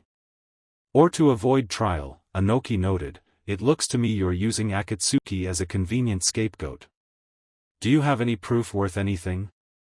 We have 2 of them, Mei added. 2 agents of Akatsuki surrendered to us after the destruction of AIM, and have announced their willingness to testify about their former organization's activities. Most especially, about the abduction of Jinchuriki. Really? A asked, suddenly interested. Whom? Kisame Hashigake and Itachi Uchiha. Nukanins from Konoha and Kiri, Anoki said suspiciously, not exactly the most reliable testimony. Chio cleared her throat. I cannot confirm whether or not Akatsuki is indeed behind the mass vanishing of our Jinchuriki, she stated, but Akatsuki has indeed masterminded the Chunin exams disaster, and caused the death of my predecessor. I hate saying it, but the slug is right. Akatsuki threatens us all. Hence, I suggest we pool our resources together, Mei declared. Let us form a task force composed of our best ninjas, and give them mandate to hunt and destroy Akatsuki by all means necessary. Through sharing our information and establishing a blockade on Akatsuki's activities, we could cripple and disband the organization in less than a few years. My administration remains incorruptible, they countered. Beside, if what you say is true, then it means my brother was abducted by Nukanins coming from your villages. Why should I even trust any of you? And if you're right, and Akatsuki indeed has 6 bijou in its employ, then the organization's retaliations could be devastating, Anoki pointed out. Hence why we should go on the offense now, Tsunade insisted. With the loss of their HQ, Akatsuki is crippled for the time being. We might not have another opportunity. Space twisted in front of the table, air swirling into the form of a vortex. Mifune put his hand on his sword. Which side he would fight on remained ambiguous. It's begun, Tsunade thought, as a humanoid form manifested out of the vacuum. Hello, gentlemen, gentlewomen, a masked man materialized among them and announced himself, Tobi-kun's back in town. Deidara, riding a clay dragon-shaped mount, glanced at the mountain below, hiding within the clouds. He hated waiting. Deidara was a person who, by nature, turned restless very easily. Sure, he could bide his time when needed, but he hated needing to wait for permission to use his art. Hell, if everything went well, then he would be waiting for nothing. Deidara felt sorely tempted to drop at least one bomb. Not one powerful enough to wipe out the mountain, but enough to work as a warning shot. Maybe he could also get to fight the old geezer. He had lusted for such a moment ever since he left IWA. Who was he kidding? The main reason he had gone along with this scheme was for the opportunity of killing him. That damn, despicable Uchiha that had dared to humiliate his art, tarnishing his reputation and shattering his self-esteem. Deidara had waited for the moment he would be able to take his revenge, training, observing, developing strategies. He was dying for the opportunity of testing his new C4 on his pretty little face. If Tobi's info was correct and he had sold out Akatsuki alongside Kisame, then there was no way he wouldn't show up today. He had to guess they would mount an attack. Something is flying in your direction, he heard Kakuzu whisper to him through his radio. It comes from the north. If it's a enemy, blow him up. It would remind the Kage we mean business. Hey, don't give me orders, you're not Pain. I go along because I want to. You would deny the opportunity to blow up something just to be a brat? That's beside the point, Deidara grunted, eyeing the north. It took him a mere glance to see it. A horse-sized, majestic white raven, flying at great speed in his direction. A man in black was riding him, with black hair and red eyes. Deidara's eyes widened, and his mouth turned into a savage grin. His nemesis had shown up at least. Oh hell yes. Deidara grinned and joined his palm. The dragon opened his mouth, ready to fire a clay missile at his incoming opponent. Itachi Uchiha would be his masterpiece. Tobi observed the assembled Kage, standing in their midst in a supreme fashion. He valued making good entrances, after all. Presentation was everything. Considering this was these fools' last hour on Earth, he had to be impeccable. You dare to show yourself here? Tsunade hissed, narrowing her eyes dangerously. The different Kage tensed, and their bodyguards instantly reached them in a flash, ready to put an end to Akatsuki's leader. Peace, peace, Tobi said, I have not come here for battle, but to parley. I have come here to present you Akatsuki's terms. Like hell. The Raikage growled. How dare you interrupt this summit? Give us one reason not to atomize you this second, that Tsuchikage added. Because if you do, Deidara-san will blow up this whole mountain from orbit, and you along with it. The threat made the different Kage pause, that Tsuchikage most of all. Obviously, he knew how dangerous his former student could be. Now that you are listening, Tobi said, I want to thank you for all being present. It saved me a lot of work. You did everything you could to unite us against you, Chio pointed out. Of course we would gather. Too bad it was for nothing, Tobi replied, look at you. Old fossils, alcoholics, perverts, and whores bickering over scraps of destroyed nations. It would be funny if it wasn't so pathetic. You are the one to talk Obito. Tsunade narrowed her eyes. I still can't believe I mourned your death once. You would have cried for anybody for 2 bottles of booze, Tobi replied smugly. But let's be reasonable adults. I thought instead of battling each other's, perhaps we better make a deal. You've got nothing that interests us, Chio replied. Oh, but I do have the 6 bijou Akatsuki stole, the Uchiha lied through his teeth. It would be in your best interests to cooperate, if you do not wish for the destruction of your villages. If you had them, why try negotiating at all? Chio called his bluff. I can recognize a cornered snake when I see one. This snake still has venom, Toby replied. You wish for a proof? Show them, Zetsu. The Raikage rose from his seat and transformed, alongside Mifune. Their skin turned white, their faces turned into cruel sneers, and their bodies morphed into inhuman creatures. The other members of the summit, especially the Raikage's bodyguards, couldn't repress their horror. Don't look so surprised, Toby mocked the latter. Had to have you noticed a small change in the Raikage's behavior a few months ago, right? That's why you acted so calm when Killer Bee disappeared, Darui growled. I can't believe, do you see now? Mei hissed. His talk of negotiation is a lie. He intends to replace us all right here and now. Actually, I was just stalling for time until the gas I dispersed in this room upon teleporting in took effect. Tsunade was the first to react, clenching her fists and preparing to punch the Uchiha only for her to fall on the ground, her face twisted into shock. That's a paralyzing toxin, Toby gloated, one of Sasori's most recent weapons before his strings got cut. It's so powerful even you Tsunade cannot resist it. Fortunately, this mask of mine also works as a filter. As for my Zetsu, they are naturally immune. Their peculiar biology is amazing, you will agree. When the different ninjas fell to the ground or on the tables, their body numb and helpless, Toby snapped his fingers. A dozen Zetsu clones emerged from the earth, surrounding the group. Do you see now? Obito asked. My men will devour you. They will leave nothing, not even bones. They're excellent as body disposal. Toby chuckled. But of course, nobody will ever know. You will all leave this room unscathed, or so it shall appear to be that way. The world leaders will obey me, and then arrange for the most important members of your administration to be replaced as well. Soon, there will no longer be 5 nations. There will only be Akatsuki, ruling from the shadows. Toby approached the paralyzed Mei, savoring her fear. I think I will make things funnier with Kiri, he said, raising his foot above her head. Your clone will become a bloodthirsty tyrant, that would make Yagura look like an amateur. Blood will flow through the streets, everything that was rebuilt will be brought down once more. Imagine the irony.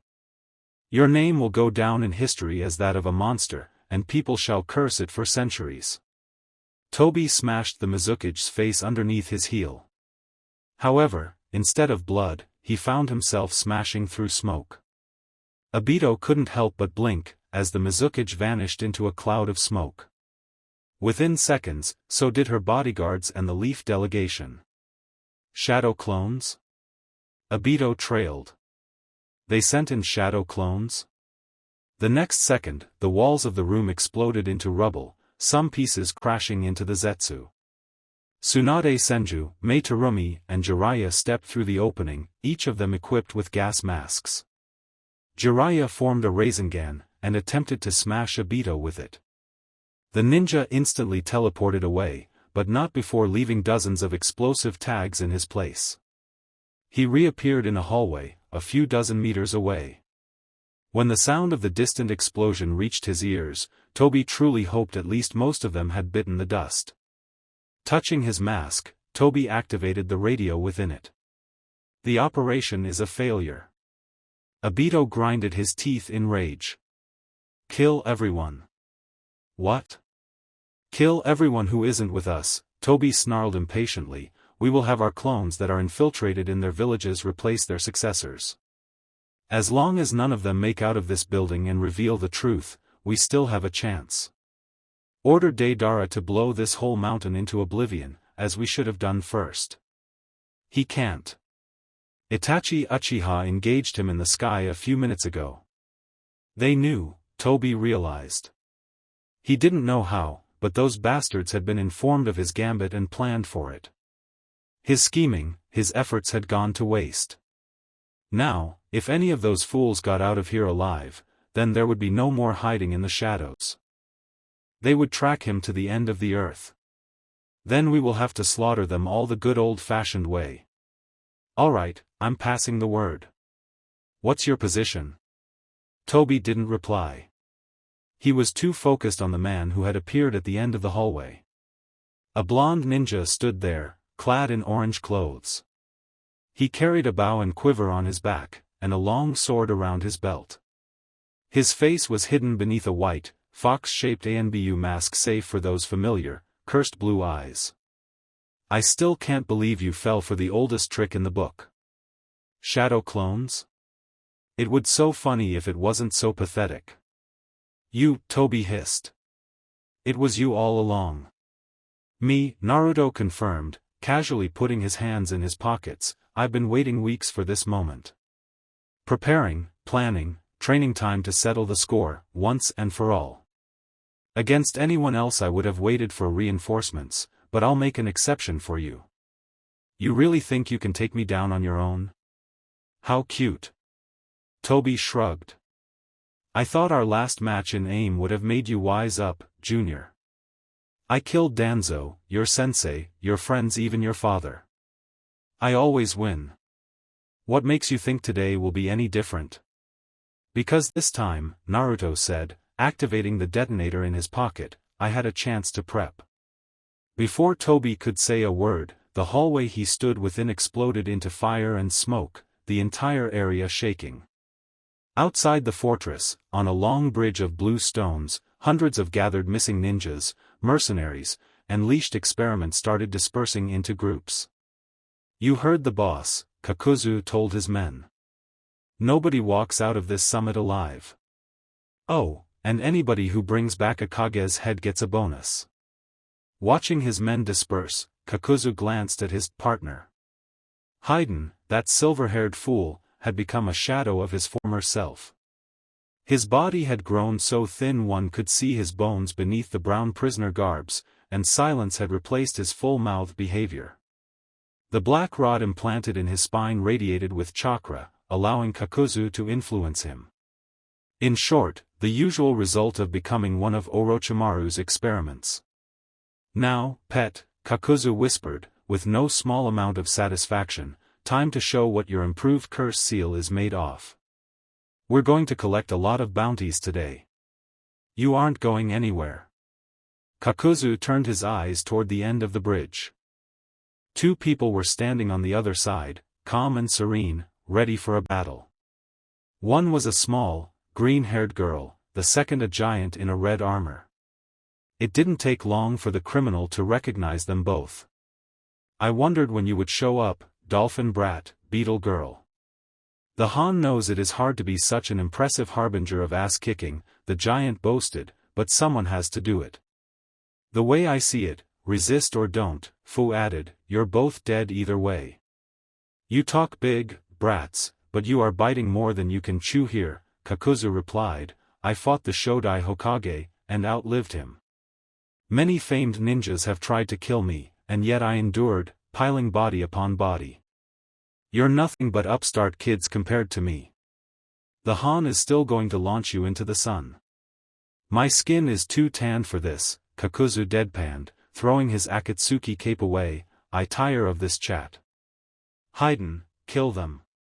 The mad priest grinned, as his chakra spiked.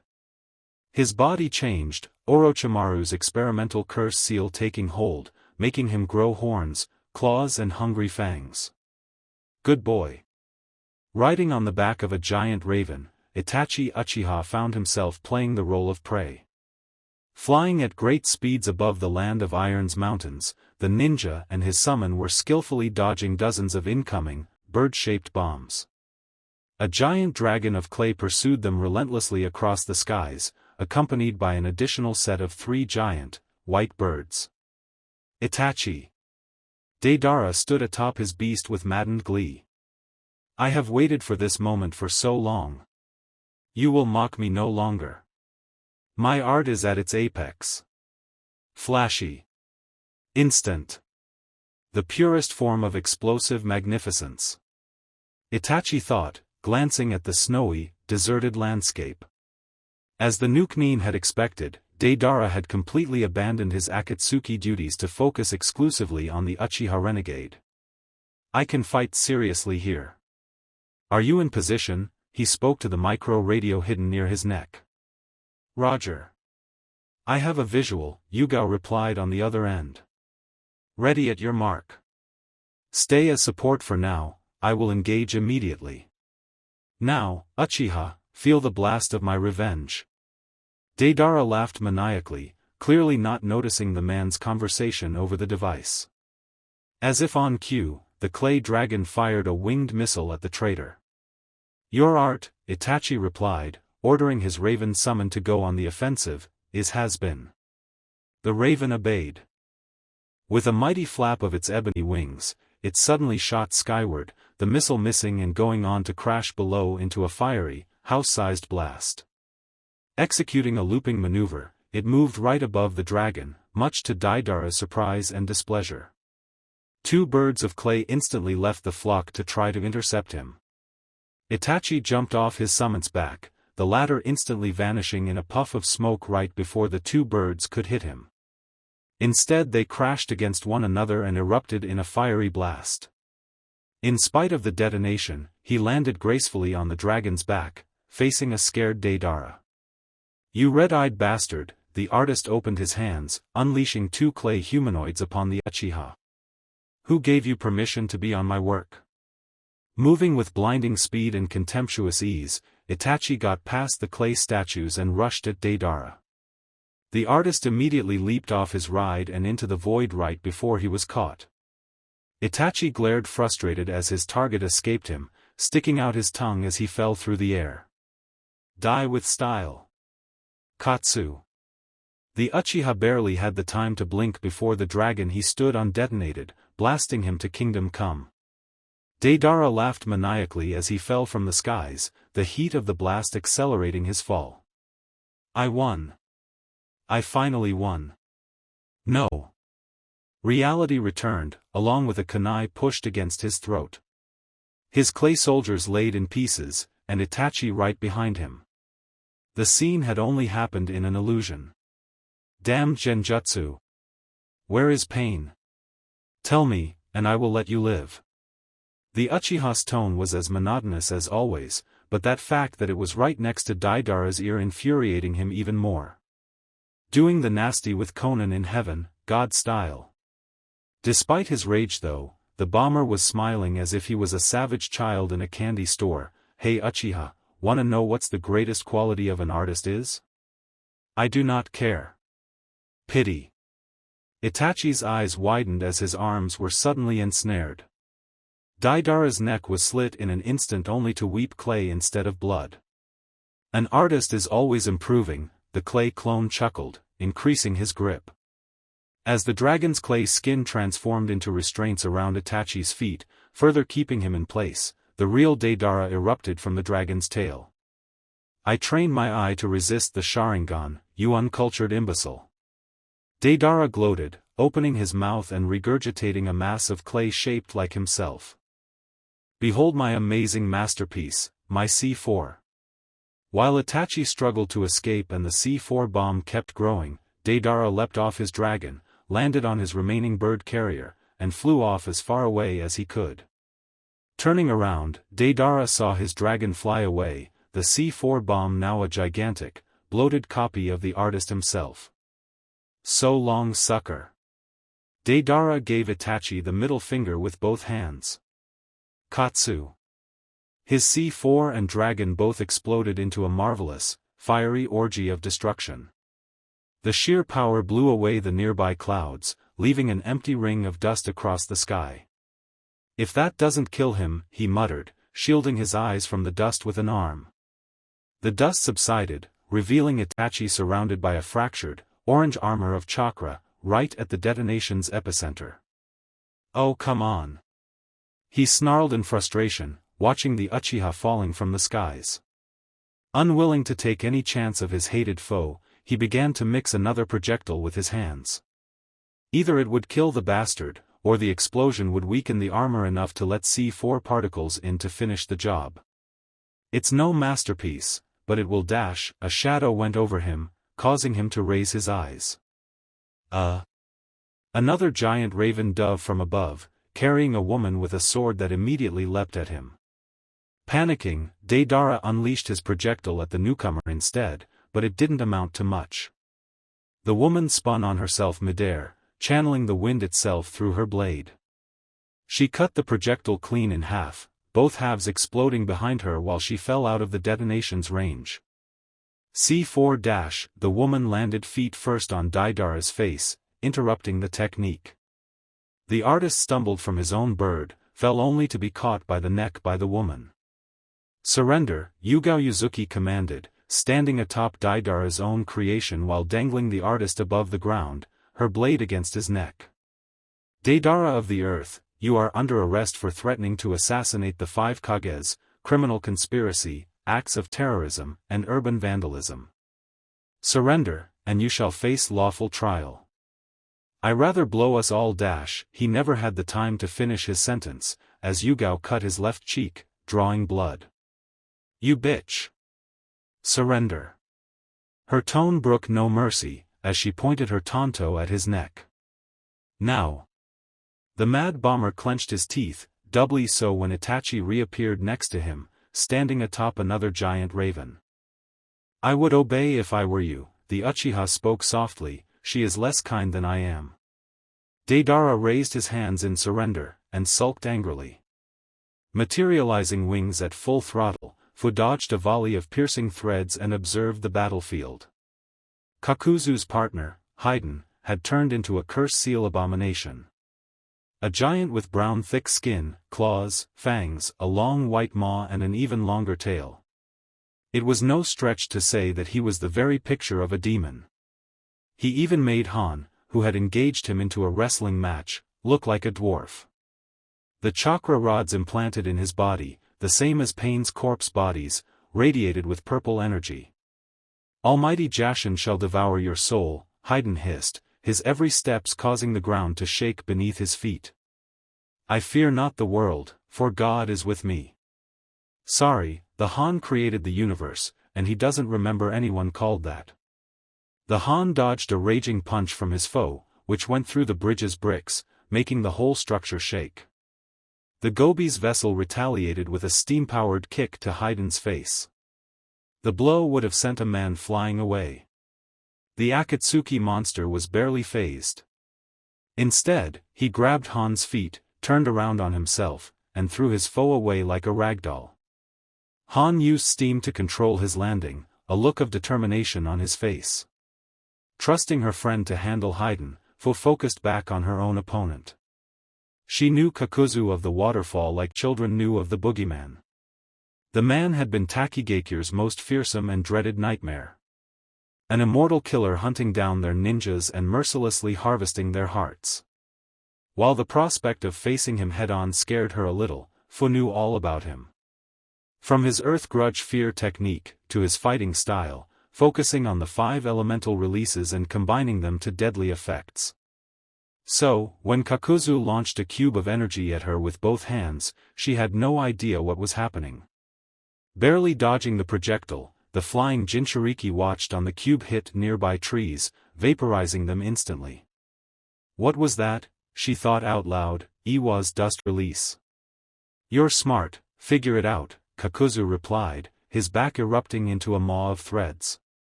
The threads gathered into 2 knotted tentacles, each with a mask at the end, a hawk mask on the left, and a boar mask on the right. His hawk mask opening its beak and firing a white, electrified beam at her. Storm release. Kakuzu snarled, trying to hit Fu with it. Flying as fast as she could, Fu circled Kakuzu with his laser on her tail, retaliating with a cloud of exploding, golden dust. The boar mask opened, releasing a dust cube, vaporizing the dust in its path into nothingness. He stole the hearts of bloodline users, Fu realized, horrified.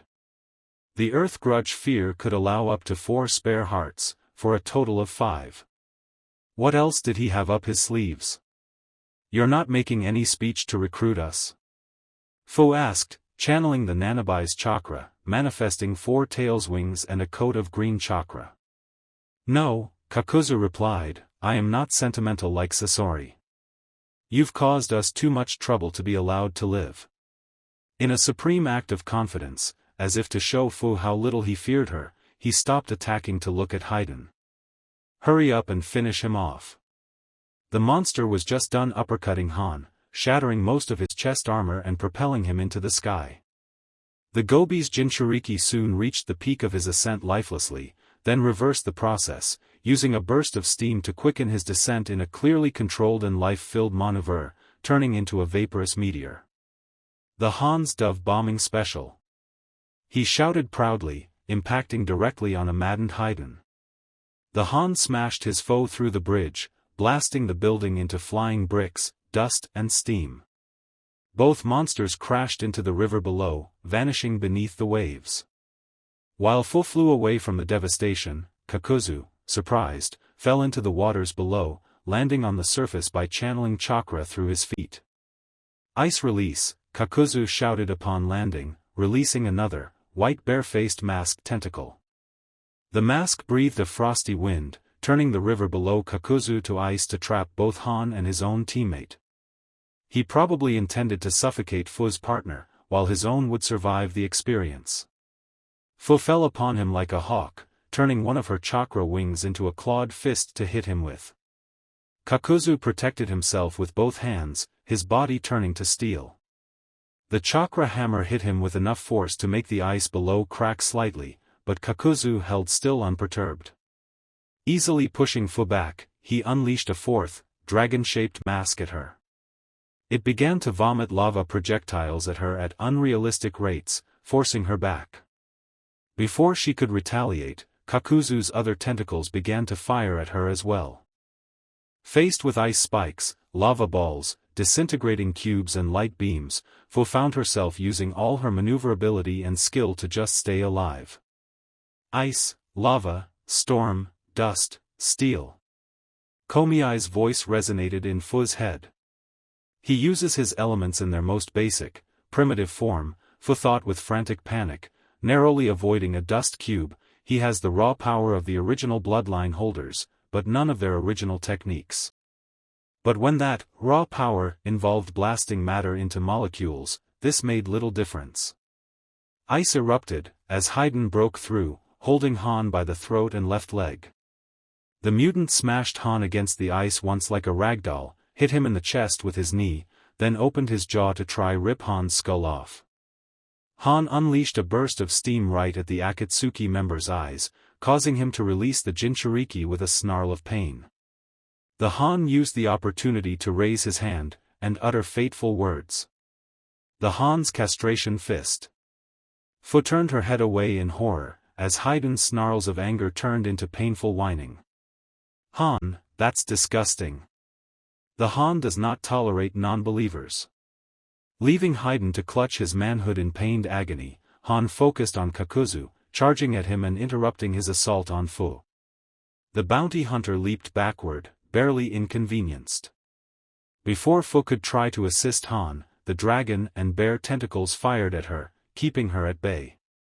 Before coming here, we raided all the resources Akatsuki gathered over the years, including test subjects, Kakuzu declared boldly. You know why ninjas fear Mei Terumi? The Han thinks she's booby-trapped. She has 2 Kekai Genkai. Kakuzu let his 4 mask's tentacles flare with various shades of chakra.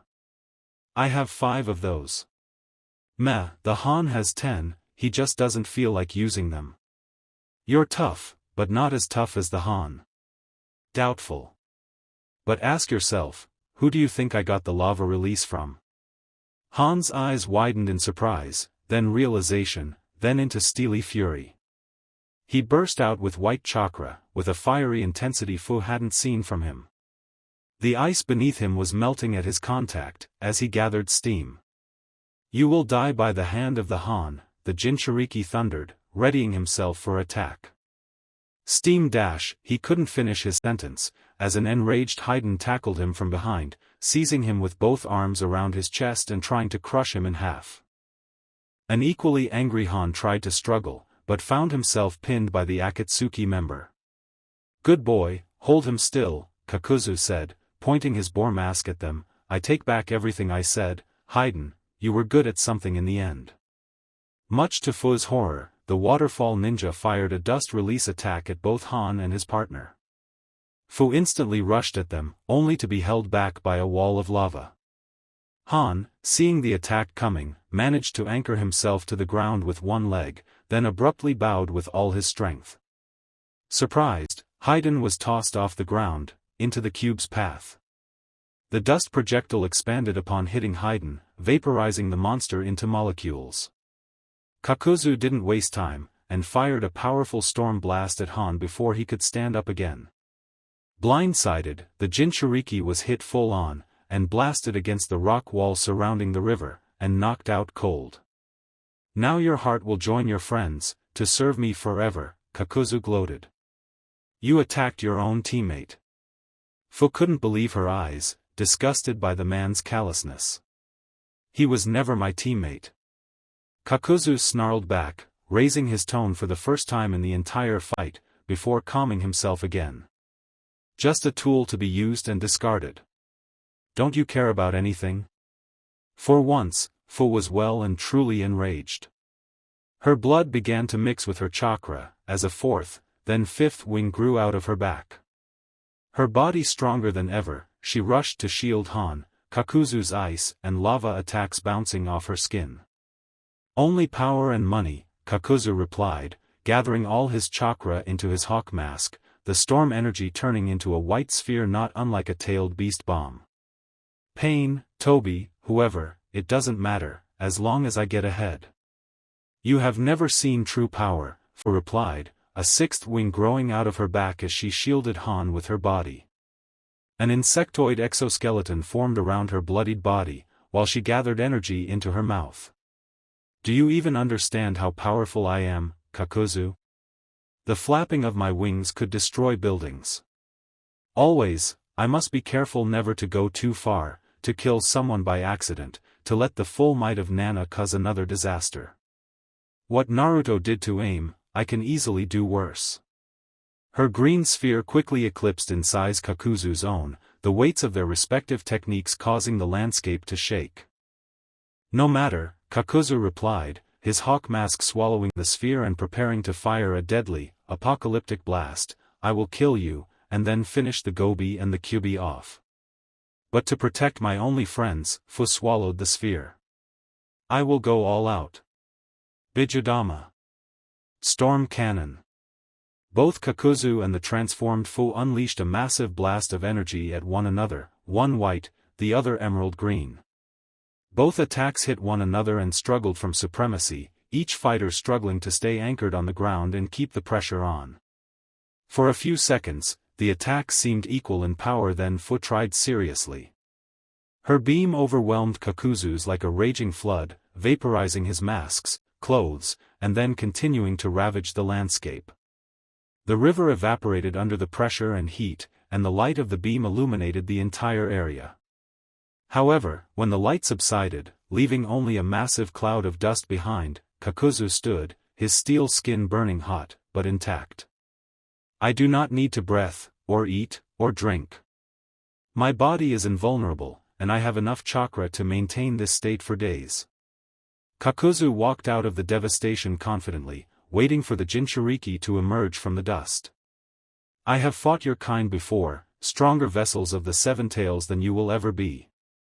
You may have fought other Jinchuriki in the past, Fu replied ominously, her voice grave and unforgiving, but you have never fought me. Kakuzu blinked, as Fu emerged from the dust not as a human, but as the Seven Tails fully manifest. A massive, yet elegant, rhinoceros beetle the size of a titan blew away all the debris in the landscape with the passive flapping of its ethereal wings. And it was charging right at Kakuzu. The missing Nin couldn't dodge out of range, as the bijou grabbed him within its legs, then darted upward to the skies. The bijou went through the clouds at high speed, while Kakuzu unsuccessfully tried to break himself out of its grasp. Only his steel body jutsu kept his organs from crumbling under the speed and motion energy and the rapid shifts in air pressure. Within a minute, they went through the upper atmosphere, reaching the starry sky beyond. Ice began to slowly cover Kakuzu, cooling of his iron skin, while the Nanabi easily shrugged it off with its wings. Then, upon reaching near the point where gravity itself held no sway, launched Kakuzu away. "You think this is over?" The missing nin shouted angrily, trying to get a hang on his trajectory. Due to the lack of air, his voice felt soft and distant. "I will survive this fall, and when I do I will not kill you," Fu replied, gathering her chakra into a bijadama and quickly firing the sphere at her foe. Kakuzu barely had the time to snarl in impotent rage, as the projectile impacted on his body, pushing him further back through the atmosphere, eventually escaping Earth's gravity. The bijadama exploded into a joyful firework, illuminating the darkness. Fu watched on, as Kakuzu, now a small point on the horizon, drifted aimlessly through space towards the distant moon. Unable to deviate from his terrible course, he soon vanished from her sight. "A swift death is too good for you." Obito was racing for his life through the corridors, outrunning explosions and background detonations. Did he trap the whole building? The Uchiha wondered, as he pushed chakra into his legs. He had teleported to another part of the fortress twice already, and encountered bombs each time. How the blonde managed to turn the place into a death trap in such a short amount of time, he had no idea. Worryingly, the Uchiha couldn't sense any chakra around him. Naruto had abandoned using explosive tags, which he could detect, for traditional explosives. Turning intangible had also been out of question. Naruto and Guy's wretched pupils had already pieced up the weakness of his jutsu, and Obito suspected the boy had taken measures to counter it somehow. Instead, he had focused on running through the corridors, guessing that Naruto was leading him through a carefully pre-selected path. He would probably ambush him at the very end. In fact, Obito was counting on it, fully intending to turn this trap around. Konoha might have been informed of his endgame, but he still had kept a few aces in the hole secret from everyone, even his inner circle. For this last stand, he had spared no expense. And Naruto would face him one-on-one to prove himself. Obito knew the blonde couldn't resist turning this brawl into a duel, no matter the consequences. This suited Akatsuki's leader just fine. This fight was personal for both of them. The explosions eventually stopped, but Obito kept racing forward, ready to find himself face to face with his nemesis. Turning around a corner, he found his suspicions confirmed, as an arrow came straight for him. On instinct, he turned intangible, letting the arrow phase harmless through his head, and then his ears bled. Obito grunted in pain and tripped, his whole body disoriented, but not before the impossible happened. A second arrow hit him in the left shoulder, while he remained intangible. Quickly recovering, and before his foe could launch another arrow, Obito joined his hands and slammed them to the ground.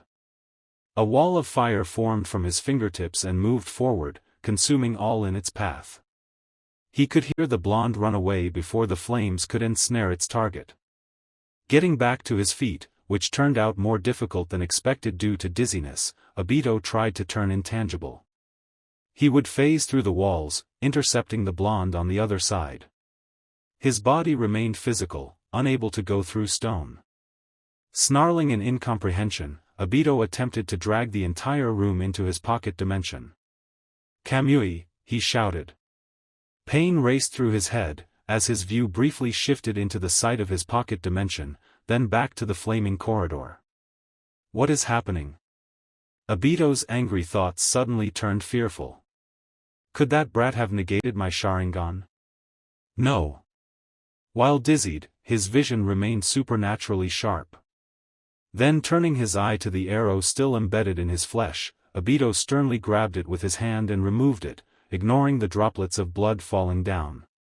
As he expected, he noticed something unusual right behind the arrow's head, a small electronic device. It looked like a miniature version of Dosu's melody device. Glancing over his shoulder, he noticed another such device on the first arrow. How? He should have sensed a chakra pulse from it. Obito ripped the device open, revealing a miniature, electric battery within. That explained it.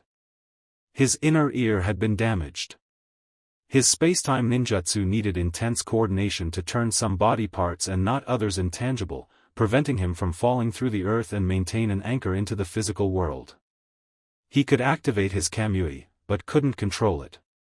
How long would the effect last? Minutes, hours? Accelerated healing did not tend to be as efficient when it was applied to the more intricate and complicated parts of the human body. In any case, he couldn't risk using his normally most reliable asset. One wrong move, and he might teleport some parts of his body into his pocket dimension while severing them from the rest. Naruto had neutralized his strongest, most versatile technique. After flexing his limbs for a few seconds, trying to get a hang on his movements, Obito grabbed his gunbai and unleashed a burst of wind around himself. After putting down the flames he had himself summoned, he slowly walked through the corridor, on guard. "Here kitty, kitty kitty," Toby sung. "Come on out kitty. I got a nice plastic bag with your name on it." His search eventually led him to a vast, stony hall. He guessed this must have been a samurai training place of some sort. He briefly caught glimpse of the Jinchuriki at the other end, who had traded his bow and arrows for an iron rod of some sort. However, the next move didn't come from the rod. Instead, dozens of kunai and shuriken fell on him from all directions the instant he set foot in the room. Swinging his gunbai in a powerful, forceful sweeping movement, Obito released a burst of wind around him, repelling the metal rain. However, after the burst of air died down, leaving him open to attack, Naruto pointed his iron rod at the Uchiha. A tremendous burst of flames came out of it. Instead of dodging, Obito fought the urge to turn intangible and let the flames go through him. Battle instincts honed after years of battle were now working against him. The Uchiha used his gunbai as a shield, the stream of fire impacting on it and soaking the fabric with flammable liquid. The gunbai caught fire, forcing Obito to toss it away before it spread to his cloak. "Trying to copy my fire release?" Obito taunted his foe, joining his palms. "Let me show you real ninjutsu." Wood release, great spear tree. Countless, sharpened roots, each thicker than the mightiest tree, erupted from the ground, shattering stones and bricks. Taken by surprise, Naruto barely avoided being impaled by jumping to the side. Surprised? Obito taunted his enemy with sadistic glee. "Have you prepared for that? And I thought you had a green hand." As he had suspected, the roots set off landmines Naruto had placed between them. Explosions blinded Obito's field of vision as new roots sprung up, transforming the hall into a primeval forest that happened to be erupting everywhere. The roots didn't stop though, impaling the ceiling, causing it to collapse and reveal the snowy sky above. Earth release, hiding like a mole technique. Obito merged with the ground with a kunai in hand, avoiding death by crushed debris. Navigating between roots while trying to locate his foe, he waited for the chaos above to subside. Finally, sensing unusual movement above, he sprang from the ground from behind and beheaded his foe. A wooden head fell to the ground. Instead of a corpse, he was facing a scarecrow dressed like his hated foe, a note etched on its back. "Beware." Angry bees emerged by the hundreds from the scarecrow, taking Toby by surprise. Uchiha flame formation. Slamming his hands to the ground, the Akatsuki leader surrounded himself with a barrier of flames, incinerating the angry insects and setting the nearby roots on fire. As the barrier subsided, Obito found his entire surroundings covered in flames and dust, as the forest turned into a blazing inferno. With difficulty seeing through the smoke, the Uchiha decided to activate his second, secret trump card, a souvenir from Orochimaru's labs. His right eye opened, revealing not red, but white. Byakugan. His field of vision expanding, Obito noticed the Fuma shuriken thrown at him from behind. Back flipping above the projectile, the Uchiha rotated midair and landed on the other side, facing Naruto. The blonde emerged from the flames at full speed, rushing at the Uchiha with a hand on the pommel of his sword. Obito joined his hands, ready to incinerate the masked brat with a final katan technique. Slash. Moving so fast even his Sharingan couldn't follow it, Naruto unsheathed his blade at blinding speed and cut off Obito's left hand. Arg! Obito snarled in pain and surprise. Green hand, more like no hand. Naruto taunted viciously, his blue eyes radiating with pure hatred behind his fox mask. That's for Anko. Without wasting time, he impaled Obito through the heart before the Uchiha could recover. Which didn't inconvenience him in the slightest. Too bad, brat. I ain't got a heart to break.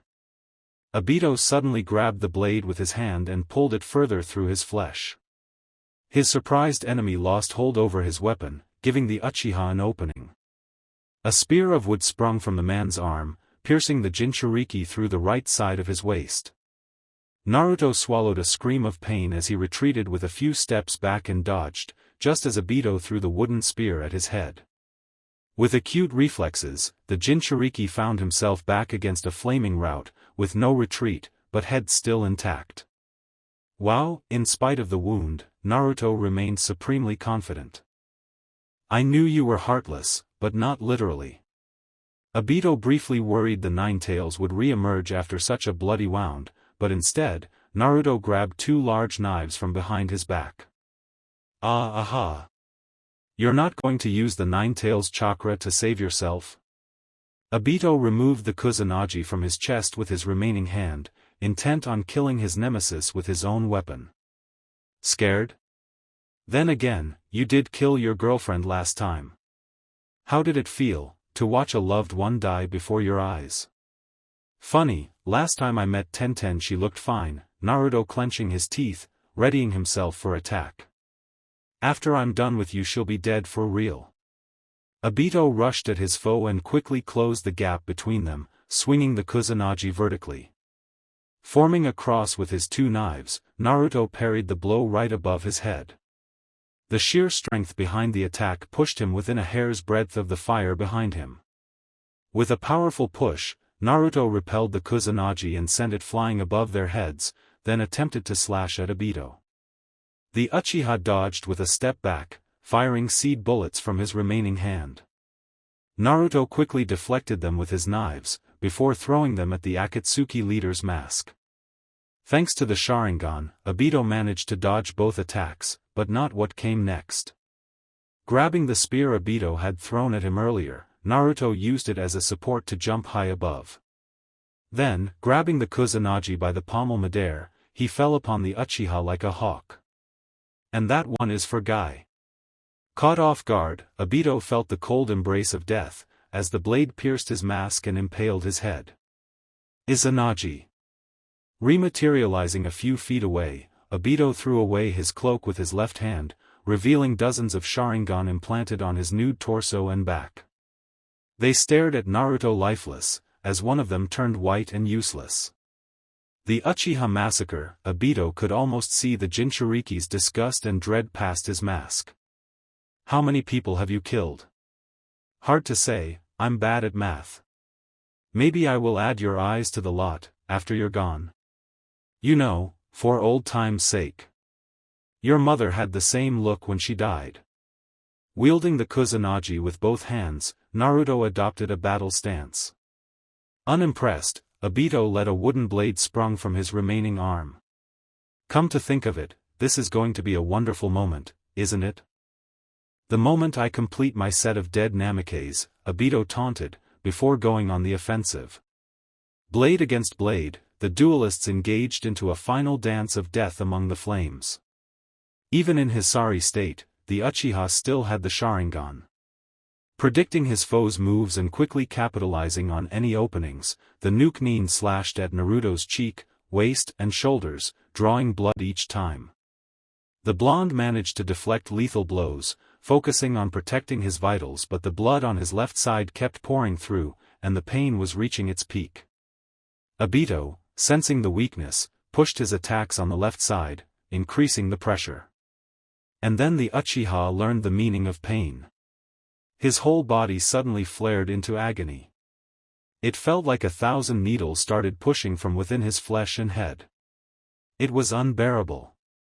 Obito collapsed to his knees, using his shoulder to avoid falling on his chest. It was like getting crushed under those boulders again. It's over, Naruto said ominously. I've won. Obito glared impotently at his foe, as the blonde raised his sword like an executioner. That one is for the yondaime. All turned dark again. Sacrificing another of his spare Sharingan, Obito returned from the dead, facing his foe with his sword in hand. It's over when you're dead, Arg. The pain quickly returned, as vivid and agonizing as the first time. Once again, he collapsed. This time on his chest. Naruto walked next to the helpless Uchiha, putting his blade through his head again. That one is for Mom. Akatsuki's leader returned from the dead a third time, and promptly collapsed once more. You've lost, Red Eye. That should be a no-brainer. Apparently happy of his last joke, Naruto took some time to watch Obito squirm this time. The humiliation felt even worse than the physical pain. How? How did it kept happening? The Izanagi could overcome death itself. Naruto apparently read his mind. Danzo kept files on you and on the Uchiha's techniques. One of them interested me a lot. Want to tell me which one? Izanagi. That one-eyed bastard. That ability is bullshit, Naruto said, putting a hand on his main wound to prevent it from bleeding further. Rewriting your own fate? Undoing your death, just in exchange for one eye? How can it even work? I figured out a technique as powerful as this one had to have a flaw, and lo and behold I found it. Izanami? Obito thought, unable to focus with his brain on fire. No, when you undo your fate, your body is restored to the state it was in before your death. Just before its activation. It doesn't restore your chakra reserves. All injuries you suffered from before the lethal blow are carried over. Naruto's eyes narrowed on his nemesis with quiet delight. Even poison. It clicked. The arrow, Obito trailed off, clenching his fist. I knew you would be more focused on the melody device on the arrow to examine the tip closely, Naruto gloated. It took way longer than it should have for the toxin to take effect due to your metabolism. I almost thought it didn't work. You little shit, the Uchiha snarled, unable to rise back up. I will cast Izanagi again, and when I do, doesn't matter how many times you use it. The toxin will remain in your system each time you return from death. It only cancels the wounds you suffered when you activate the technique, not those inflicted before. Naruto raised the Kusanagi. Now, where were we? That one is for all the victims of the Kyuubi attack. All went dark. That one is for the Uchiha you massacred. That one is for Danzo Shimura. That one is for Konan. By the 10th time, Obito tried to Kamui away, consequences be damned, but the blonde slew him before he could. Rinse and repeat. That one is for Kiri. All went dark again. It happened, again and again and again. Obito tried to crawl away, to beg for his life, only for Naruto to assault him relentlessly. Wow, I killed you 17 times, and I still have names. You're a real piece of work. By the time he exhausted his very last Sharingan, the one who had been his own since birth, he shook with dread, as he saw death itself come for him with his Byakugan. And the last one, Naruto raised his Kusanagi for a final execution.